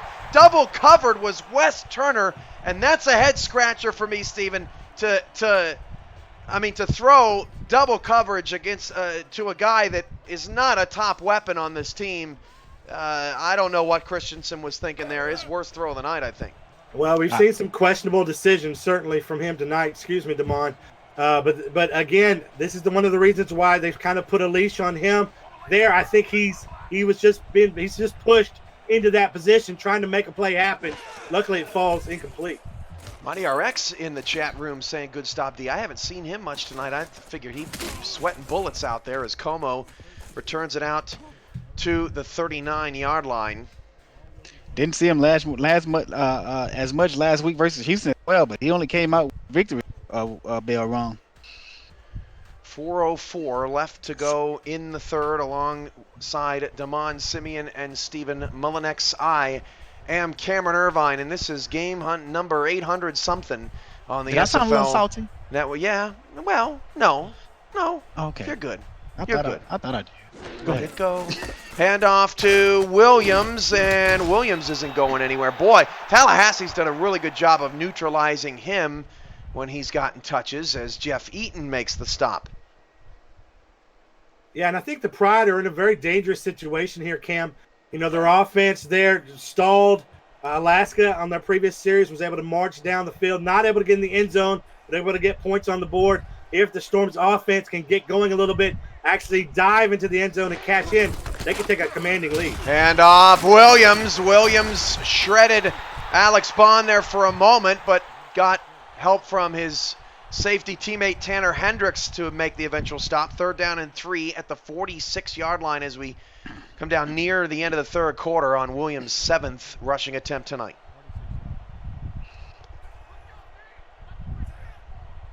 Trips left for Cochran. I'm sorry, go ahead.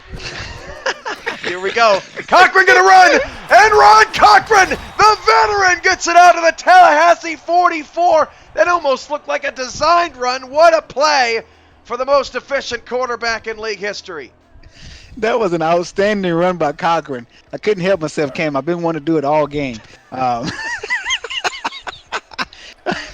But that was great. I don't think I've seen Cochran run with the ball all season long, but man, he comes away with a big first down there. Now empty backfield for Ron, and Ron gets it away, and it's caught on the sideline, getting 2 feet in, down to the 15. Optimus Klein has been so good on the sidelines tonight, and Alaska's back in the red zone, dominating the 3rd quarter here. Well, if you're a defender, you cannot give this guy too much cushion. He will kill you at his big, oversized frame there. The 6'4", 225 guys got those go-go gadget arms to get the ball and bring it in and tiptoes right outside the marker there. 2:31 left to go in the 3rd quarter. 1st and 10 at the 15-yard line. Cochran is out of the gun. 4 receivers, 3 to the right side. Tallahassee needs a stop. They haven't gotten one here in the 3rd. And Cochran's going to the end zone. It's caught for a touchdown. And Alaska has 9 points here in the 3rd quarter. Outstanding play here by the receiver. Jeff Camo comes away with this outstanding reaching touchdown reception to get Alaska up big here in the 3rd quarter. And one thing about Alaska, people, this is what they do. They take advantage of the second half and they run away and separate themselves from the opposing team. Yeah, pretty easy route there for Como, just to run that little post route right into the middle of the end zone. He's got 2 outside wide receivers drawing the coverage, and just a nice pitch and catch there with Cochran. That is their 10th time to splash in the end zone together. Extra point is good, and Alaska has 10 straight points here in the 3rd quarter.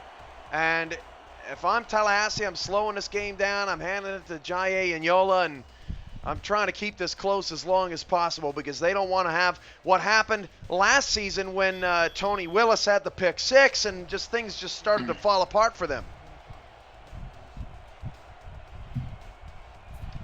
Kick is away.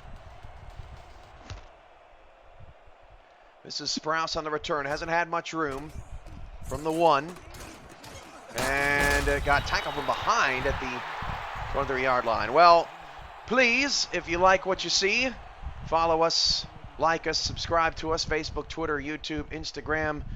Join our Discord channel, get on the field, subscribe to our Twitch channel, get notifications when we go live. We are live on Twitch 3 nights a week for 8 months out of the year, and then special events the other 4 during our off seasons, which we're just about to enter into, but plenty of exciting stuff. Free agency, Pro Bowl, and look at this. In Yola, stuffed by Alex Dominguez, and Alaska has made an adjustment as Dominguez has been in much better positions in the second half. Let's go. 1:52 left in the 3rd quarter. 3 receivers. Tallahassee needs an answer. They have been very sluggish here in the 3rd quarter, just their 2nd offensive drive. 6 in a box for Alaska. Christensen throwing outside, caught by Gossett, which makes it a more manageable 3rd down. Cam, I had an opportunity to talk to Christensen before the game. He revealed to me that last season, Alaska in the championship game actually changed the way Tallahassee approached game planning this season. The defeat really established a new mission and direction for them, and that's why you see them really focus on the ground game, but they may need Christensen here to get back into this game. 3rd down and 6. Trips right. Christensen, 3-step drop, fires, slant, caught. 1st down. That is a perfectly executed play. Grayson Willis, who's been very quiet tonight, wrapped up by Ryan Davidson, but Willis gets a crucial 1st down for Tallahassee, their 14th of the night. That was a great strike, Cam, by C Square, straight across the middle of the field, finding Willis open on a quick strike for that 1st down. 1 minute to go in the 3rd quarter. Tallahassee's been outscored 10-0 here on the road as the sun begins to set in Alaska. Handoff to Inyola, got a couple of good blocks. Jaye Inyola got one man to beat him. 45-40. The bowling ball is out, and Inyola gets crushed by Davidson at the 26-yard line. His best run of the night, and Tallahassee's back in business. Well, if you give the SFL MVP those kind of blocks in front of him, he is off to the races as fast as any running back here in the SFL, and the power to shake off weak tackles like the one you see there. Great job stopping him, but boy, he gobbled up a lot of green before they got to him. Signs of a young Earl Campbell.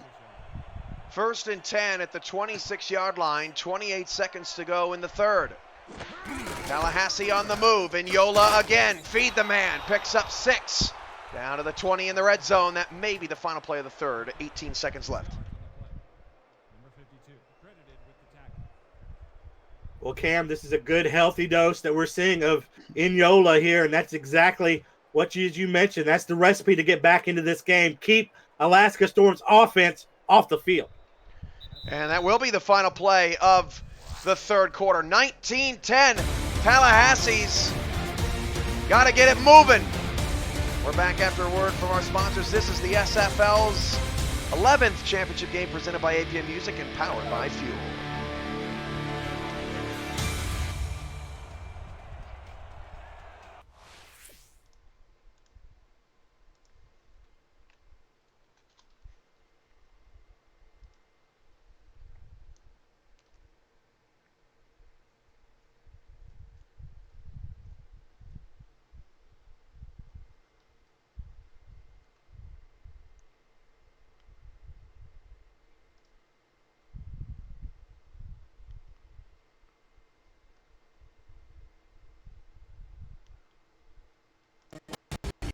Championship is brought to APM Music Production Library in Music House by powering up.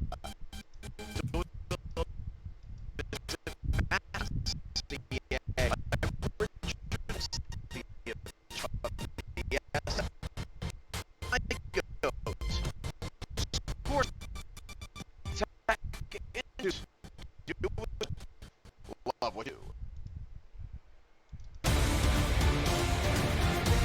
Put your 4s up, 2nd and 4 at the 20. You're watching the SFL's 11th championship game. Tallahassee's down 9, and Jaye Inyola just put somebody on the least wanted list down to the 15-yard line, $155. Yeah, Cam, Inyola knocked somebody into the middle of next week with that shoulder charge and pushing him backwards. We've seen that from the big fella all season. Glad to see it here when it counts the most. It was big 99. 1st and 10 at the 15-yard line. Shall rename, now I'm pulling a demand here in the second. A loss of 4 yards. Christensen goes down for the sack. Somebody got him, Alex Dominguez. Yeah. Alex Dominguez coming away with his first sack of the game, if I'm not mistaken. Here's a little swim and over the top. Look at that finesse move there by the big sexy, coming away with this hit on C Square. Got those octopus suction cups for hands too there, Damon. We're giving Damon a bad deal here tonight. It's, we need to treat him a little better. He's our guest. We've been together all this season, and yeah, I kind of feel a little bad. 2nd and 14 at the 18. Not really. Christensen back to throw, going to the end zone. Christensen's pass is caught for a touchdown. What a grab from Ken Gossett, and Tallahassee's right back in it. The fortitude of this Tallahassee quarterback. He's thrown multiple interceptions in this game. Do you think his confidence is shot? No way. Delivers a strike over the middle of the end zone. Perfect pass. Clutch situation, Cam. These are the kind of games that make legends here in the SFL, and C Squared is putting his name in the hat. Name in the hat. It's already there. Dude was MVP last season, Steven. Damn, Damon, you're not really helping me out a bunch here, buddy. Are we partners? Are we fighting for the season? We are Steven. opponents, but in the booth. Do you want to take this outside, my brother? Hey, Steve, we good, I mean, man. it's cold outside. Get your coat. Steve, we have enough brown on warm brown laying crime. on the ground afterwards. We have enough brown on brown crime. Relax, Steven. Relax. Got me all riled up. On a championship game for the 5,000 people. Oh, trying to man. pick fights. I've seen a lot of things in my SFL day. Yeah, you guys are crazy. 9:57 to go in the fourth. Yeah, let's talk about Tallahassee. Ken Gossett with the touchdown. That was a heck of a play.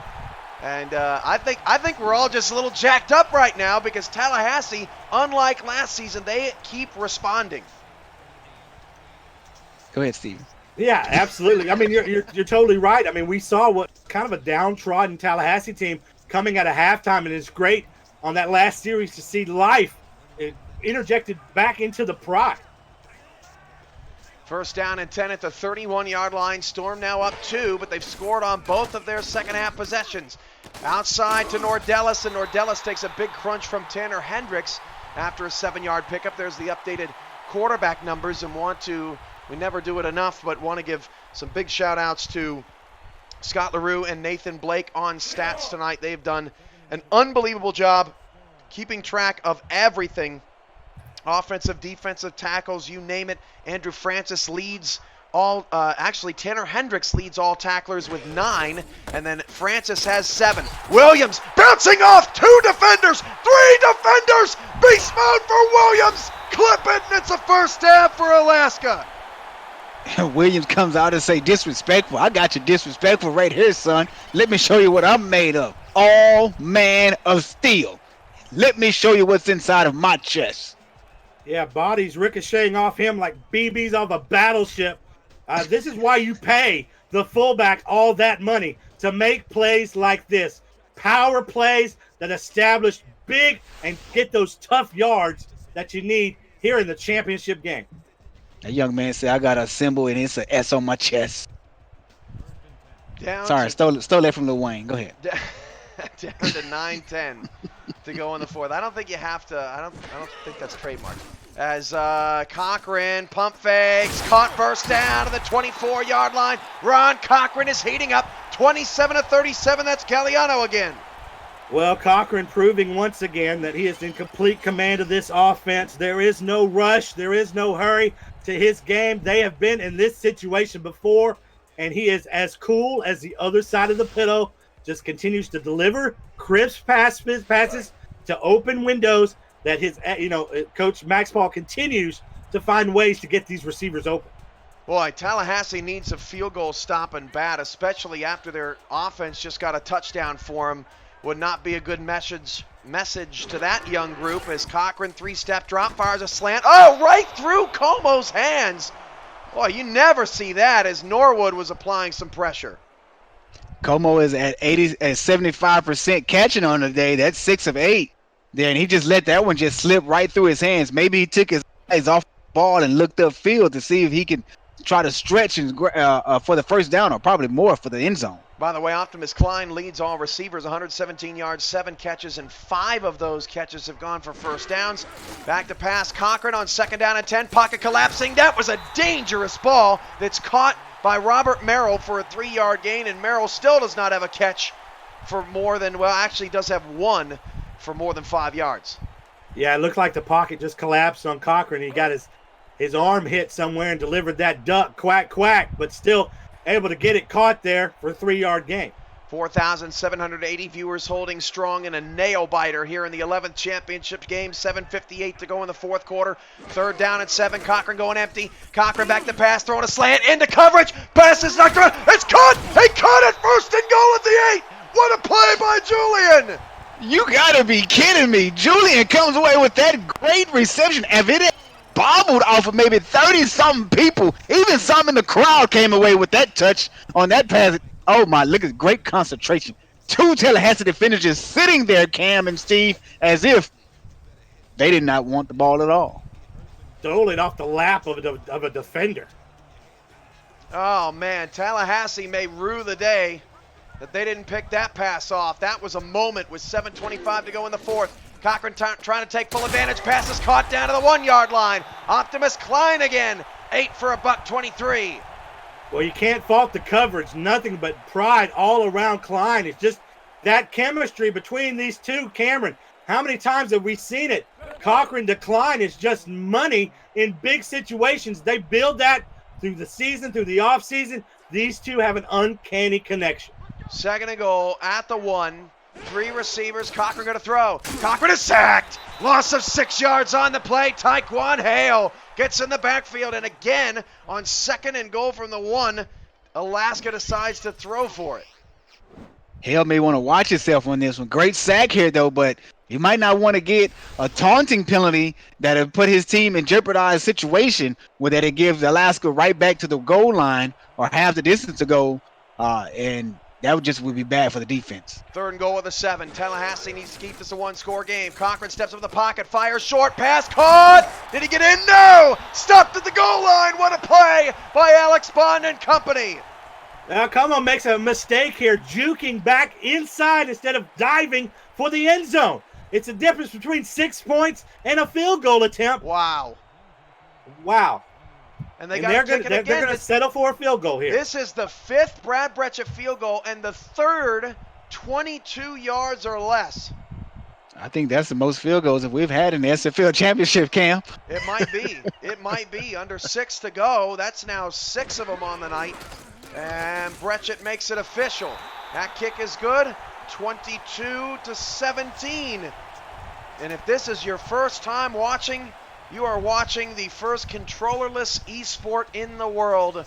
Our team coaches, Frank Gooden of Tallahassee, Max Paul of Alaska, they concocted game plans, and they've been doing it all season long, submitted it to the league, and you're watching the results of that simulation play out live right in front of your faces.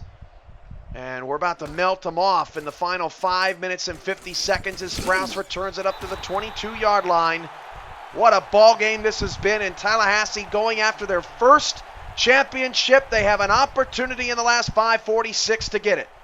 Am I the only one who don't want this game to end? No. I mean, this game is that great. I mean, we're seeing good offense, but we're also seeing great goal line defense, Steven. And I know that you love to put up big points, but man, what you think about Tallahassee's defense coming away with outstanding goal line defense this game? Both of these defenses are worthy of the championship game. And off to Inyola. Didn't get anything. Safety coming up there to help DJ Majesty bring Inyola down, averaging 6.5 yards a carry. JSP 805 says this is better than the NFL, and we love hearing that. Love hearing that. 2nd and 10. That was not the result Tallahassee wanted on that first down play. They're going to give it to Inyola again, and look at Inyola getting slammed in the backfield. I don't know how they gave him just a 3-yard loss for that, and Alaska's defense is tightening up, Lyon on the stop. Well, Cam, like deodorant, great defense can cover up odors of an offense. We've certainly seen that tonight, as these two defenses have really made up for the mistakes of the offense. Here, a big 3rd and 13 for the Pride. Where do you guys get these? 3rd and 13 at the 20. Play action, penalty, and Christensen's pass is caught. But is the penalty going to bring it back? Could be holding on the defense. Well, I really don't know what they're going to call here. And it is. You called it. You called it, Damon. Defensive holding gives Tallahassee a first down on the decline penalty. Ken Gossett with the catch, his 7th of the game on 9 targets. Call me Romo of the SFL. Nostradamus. Wow, that was impressive too, because defensive holding is fairly rare. It is. And you were all over it. 1st and 10 of the 34. Pride on the move. 4:47 left. 4,500 viewers with us watching a dramatic finish in the championship game. First time we've had one in 3 years since the Season 5 championship game, dubbed the greatest game of all time. DC Dragons beat the Santa Fe Gorillas 31-30 as nearly as time expired. And, Christensen, after those 4 turnovers there in the first half, you can feel his confidence returning in the pocket. As Damon mentioned, this is a guy that dominated the league last season and has to settle for kind of a lesser role with Inola really taking control as a runner. But this is a guy that's fully capable of winning this game. So 2nd down and 4 at the 40. 4:40 left. Handoff Inola. Inola's got a first down. Breaks a tackle. Inola dragging defenders into Alaska territory to the 48-yard line. And that clock is ticking. Well, they call him Mr. Disrespectful for a reason, right? This guy will scratch and claw for every inch and attacks the defense with blunt force trauma. That's his game. That's what he does, and he's done it well tonight. Can he and Christensen somehow find a way to take the lead in this game in Alaska? He has 12 of Tallahassee's 19 first downs as Christensen is in trouble and Sexy's eaten. My. Big man coming through pretty much was untouched. I don't even think I've seen anyone get a hand on it as he jumped past the center. No one touched the guy. How can you not get a hand on the most dominant player on this field tonight? Well, you knew that Big Sexy was going to go off tonight. They just announced they're bringing the McRib back. So he's excited. Man, 2nd and 8, perfect timing. I think McDonald's in Alaska got some sponsorship going. As Christensen throws it outside, that looked like a face mask from behind on Stackhouse rather, with the reception and Majesty on the tackle. Christensen with just 146 passing yards, but neither quarterback has turned the ball over in the second half. And this could be the game right here, 3rd and 15. Yeah, that clock is ticking, Cam, and don't Tallahassee, what an excellent drive that they're putting together here. Christensen to throw against some pressure. Oh my goodness! Engulfed! Alex Dominguez! Got a punt. Cam, this is a guy that registered 38.5 sacks on the season, an SFL record and an NFL record. You knew at some point Dominguez was going to take over in this game. It was only a matter of time. And boy, did he come up big for Alaska at the exact right moment. That was a 7-step drop that C-Square was on. And, man, I tell you, you can't take deep step drops like that versus this team because it allows the defensive lineman to get the offensive lineman off of them and get penetration upfield. That's why you got to go with these quick strikes that you have in your playbooks. Not the deep 7-step drops. It's going to kill you. In this situation, typically you want to run the football. You want Alaska to run the clock. But that's not necessarily what they do best. They like those short passes. Look for them to do that here. 42 man passes. Coverage by the defense. 8 runs tonight. And that man coverage got a sack on the other end. Hunter Norwood, a 4-yard loss. And Alaska, the key there is that the sack came quick enough so that Alaska has to run another play before the 2-minute warning. And plenty of time left in this game for the Pride to get back in this. 3 timeouts. If they use them wisely, they can get their offense back the ball. We have a total of 22 sacks this game, people. Not 22, my apologies. It's up there, though. It's 11. 11 sacks in this ball game. Cochran, floater, and it's caught! Wow. That's unbelievable. That's an MVP caliber throw right there. I don't know what else to say. Absolutely. Cochran drops this pass in with a parachute, Cam. Just lays it right into the arms of, again, Klein. That connection, Damon. And look at that swim move by Klein. I don't think I've ever seen that from a receiver here in SF ever. And we have been doing this for years, people. I've never seen a swim move like that by the receiver. Cam returns for the final 2 minutes. And now Tallahassee's up against it. 1 first down could end the game. We got to get our teams on that banner, Steven. Not happening this season. Cochran, 32 of 43 for 350. He's in the gun. He's going to throw. Alaska's not taking the foot off the brakes, and that's why. First down, he stayed in bounds. Jeff Como, timeout, Tallahassee. They're knocking on the door of back-to-back championships.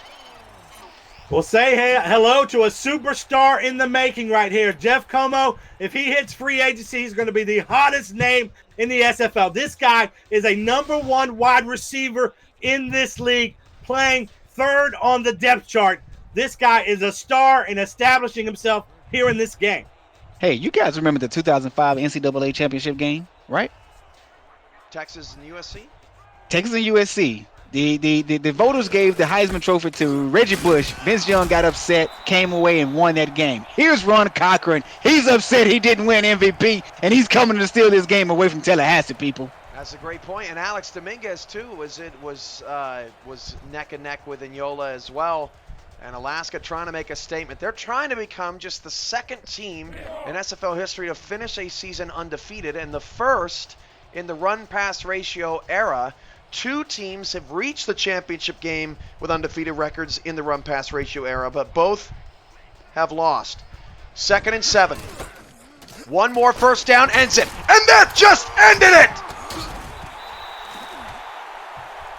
Williams.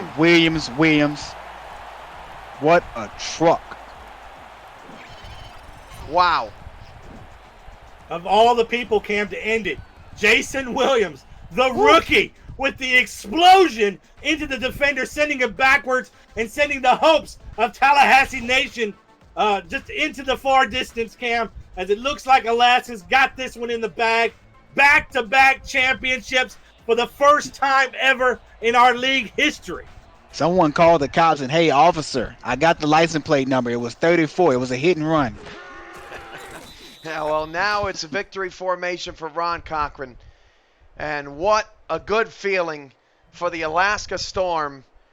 And they got, guys, this is the amazing thing. They finished the season 15-0, but their last 4 games were decided by 7 points or less each and every week. And they somehow found a way against 4 different opponents in different ways every single week to pull it out. It's just an unbelievable run. It has not been an easy road for the Storm over the last month. No, they should have lost last week. Hey, take your hat off to what this Tallahassee Pride team coming in here. The underdogs trying to get revenge on the Storm. They nearly pulled it off. All those turnovers, those are going to haunt this team in the first half, but you can't question their effort and the play of their defense, who was absolutely lights out tonight. And Tallahassee will become the second team in SFL history to visit back-to-back championship games and not come away with a victory. Alaska joins rare company, the 4-time champion Queen City Corsairs and the 2-time champion Minneapolis Maulers, coached by Thomas Paternitti, who's now the co-owner of Baltimore, as the only owners to win multiple league titles, and he's the first to do it in back-to-back seasons. 2018 dominated by Max Paul and the Alaska Storm, who finished the year a whopping 28-2, and what has just been an outstanding run for the Alaska Storm. And that's all she wrote, ladies and gentlemen. Congratulations to the Alaska Storm. They are your Season 11 SFL champions. And Cam, they join the ranks of the great dynasties in this league. The Queen Cities, the Minneapolis Maulers. Those are the names now. They're going to be compared along with the Alaska Storm. Everybody's going to be chasing head coach and owner Max Paul, trying to steal that trophy from them. Once again, they're going to have to climb the mountain. And every season, it gets harder and harder as the competition gets better and better. Congratulations to both teams, both coaches and organizations who came away today and presented us with a great football game. Yeah, outstanding game, just tremendous. And when you look back at this game stayed close because of Tallahassee's red zone defense, forcing all those field goals, kept them in it.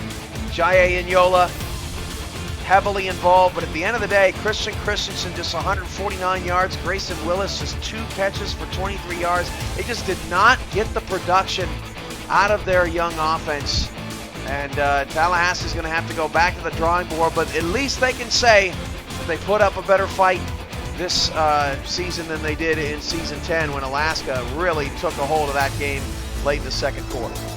I totally agree with you. And I tell you one thing, I'll be watching this thing on replay on demand in the morning while I'm in rush hour traffic. Man, this traffic in Houston is horrible. But I'll be tuned in to this game right here.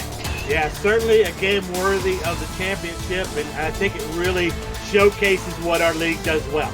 The commentating, the player involvement, the logos that were shown at halftime, our presentation. It was all here tonight for thousands of people to see for the first time, and I hope that spurs them to want to get more involved, or at least to find more information about what this is. Ron Cochran, 34 of 45, 373 yards and a touchdown.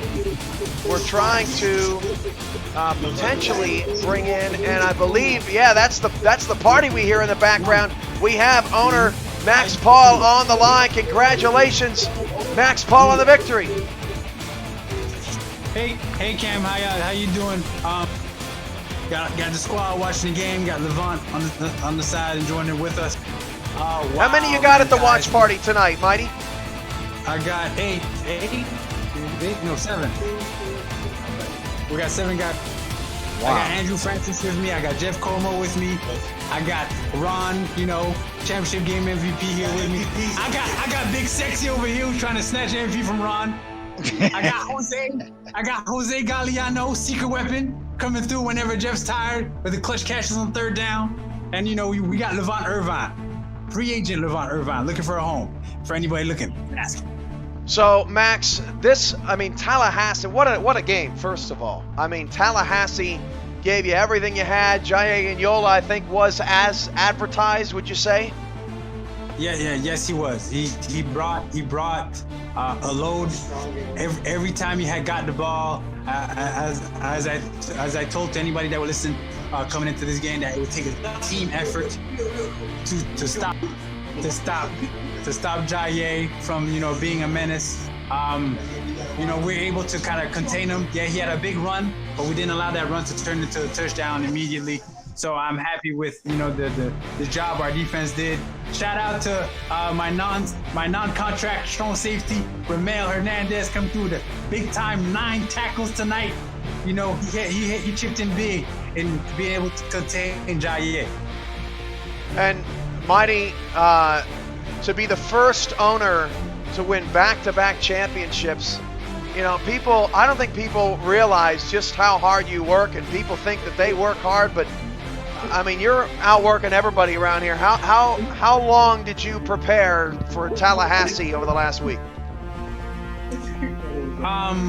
As soon as our game was done with Houston, I was just getting ready, wicking down some footage of what the Pride like to do.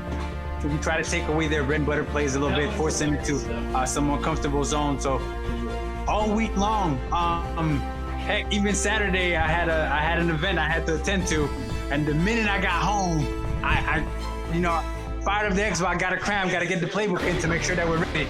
Hold up, Cam. Ron wants to say something. Cam, he does more than 84 hours a week. This is Ron Cochran, right? We have Ron Cochran at the MVP right now? Yes. Yes, sir.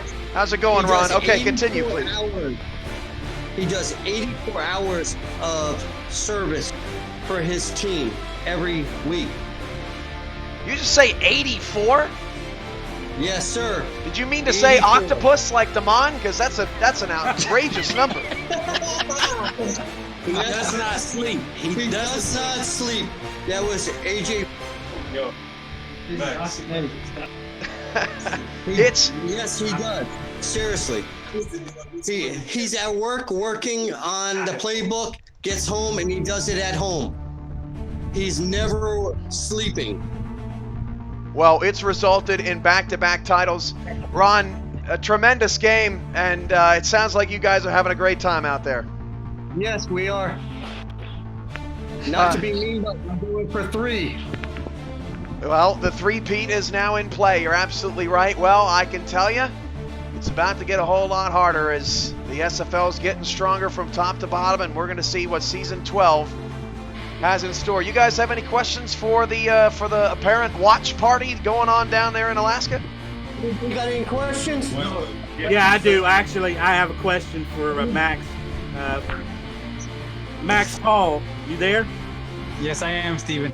Hey, man, look, you won your first championship last season. Then you had to climb the mountain again, and you got every team's best play every time you faced them. Talk a little bit about what it took to get back here and what it means to go undefeated. Well, we have a locker room of guys that are dedicated to make sure that they're doing everything they can to make sure that they're supporting each other as teammates, coming through, make sure progressions are in, picking each other up when the other man's down, whatever he might be going through, caring for one another. We have a tight-knit locker room that's supportive of me, like different, you know what I'm saying? They ask what they can do to help this team be better, and just me on my end, making sure that I prep and put in the work necessary to make sure that, I give every opponent the respect they deserve. Like, I'm not gonna overlook, this season we did not overlook any opponents. Nobody on the schedule did we say, we got this, we ain't gotta put in a week out. We made sure progressions turned in. We put in all the work necessary, did the homework, put in the grind in to the wee hours of the middle of the night to make sure that all T's were crossed and I's dotted, to make sure that we were ready, and it culminated into a victory over the Tallahassee. But before I even continue, I want to make sure I give Tallahassee props. Pretty much Frank, that the four horsemen, like, they came in and gave us a challenge of all challenges. The goal line stands that they had throughout that first half, even going into the third quarter, like, monumental, because was it not for those goal line stands, the game would have been completely different. And hats off to them for putting it on our offense and make us have to work and earn everything that we did tonight. Thanks for joining us, guys. Appreciate you. Can I get a question? Oh, yeah. Go ahead, Damon. I'm sorry. Slap me around and call me Susie. Max, this is Damon here. As you saw Tallahassee come out and play man-to-man coverage defense against your guys, and pretty much was holding those guys in check within the first quarter. In that second half, I noticed that you guys started going deep to the post corner. Did you decide that you should go to that route a little bit more often because you knew that you guys could get separation on that post corner? Well, it's funny you say that, because calling the second half is the same place we call in the first half. It's just in the first half, they were playing outside technique, taking away the corner from us, forcing us to have to either check it down or force the ball to our middle of the field, or even Ron had to hold the ball, and that's where Taquan and them boys were putting the hurting on them. In the second half, their corner started biting inside a little more, playing more inside technique, which allowed us to get to the corner and make some damage there. So it was a slight, change in position from their cornerback allowed us the opening that we were looking for. Awesome. You guys have anything else? No, sir. Congratulations, man. Congratulations. Congrats, also. Yeah. Great job, Mighty. Thank you very much, gentlemen. One of the kings of the world! Yes, sir. Sign me! Oh, my. What a night. I'd love to get your final thoughts, guys. First, I want to say just a congratulations to our entire community. I can't wait to see all of the new faces in our Discord channel and entering in our rookie draft, and shout outs to everybody that was here all night. Shout outs right now just in the chat to Vancouver Legion, Sean Harrelson, Crazy Eights, Team J Flight, AJ Pick 6, Optimus Climb, Syndicate, Swole 2011. I mean, the overwhelming support tonight was outstanding. You guys, final thoughts on this one as we put a bow on it. Well, Cam, I think this was not only a showcase of what these two great teams have been all season, but a showcase of what we are as a league and how much we've grown, and the presentation to the player progression, to the users in the chat, to all the people behind the scenes that make this thing go. And, of course, first and foremost is Cameron Irvine, our great commissioner, who has led us in new and exciting directions and continues to do so and continues to put in Max Paul-type work every day to make this league what it is. It's a celebration of not only Alaska winning the championship, but of what we are as a league. And with that, no, I'm just kidding, Damon. Go ahead. Oh, no, I'm good.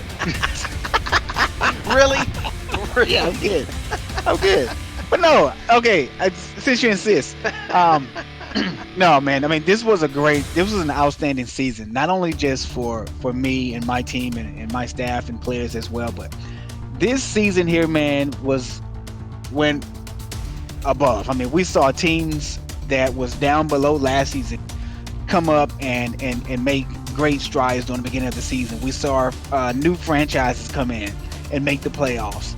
You know, that's one thing about the SFL is what you do not see in the other league is franchises making it to the playoffs and beyond and so forth. That's one of the reasons why I love this league, man, is because it's more than just a bunch of guys that are having fun with football. We're like a family. It's a big community, man, and I just can't wait to the next SFL convention.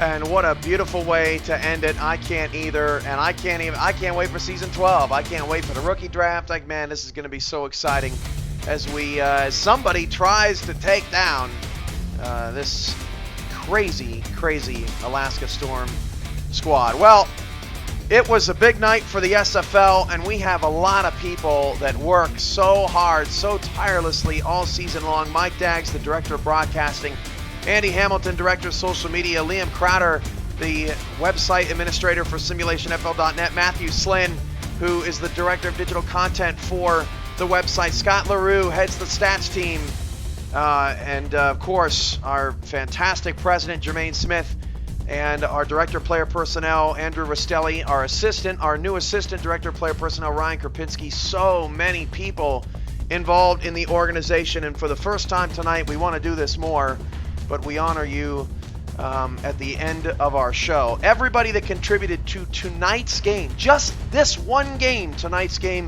we say thank you. What a ride. Final score, Tallahassee 17, Alaska 22. Take us home, Stephen. Wave goodbye, Cam.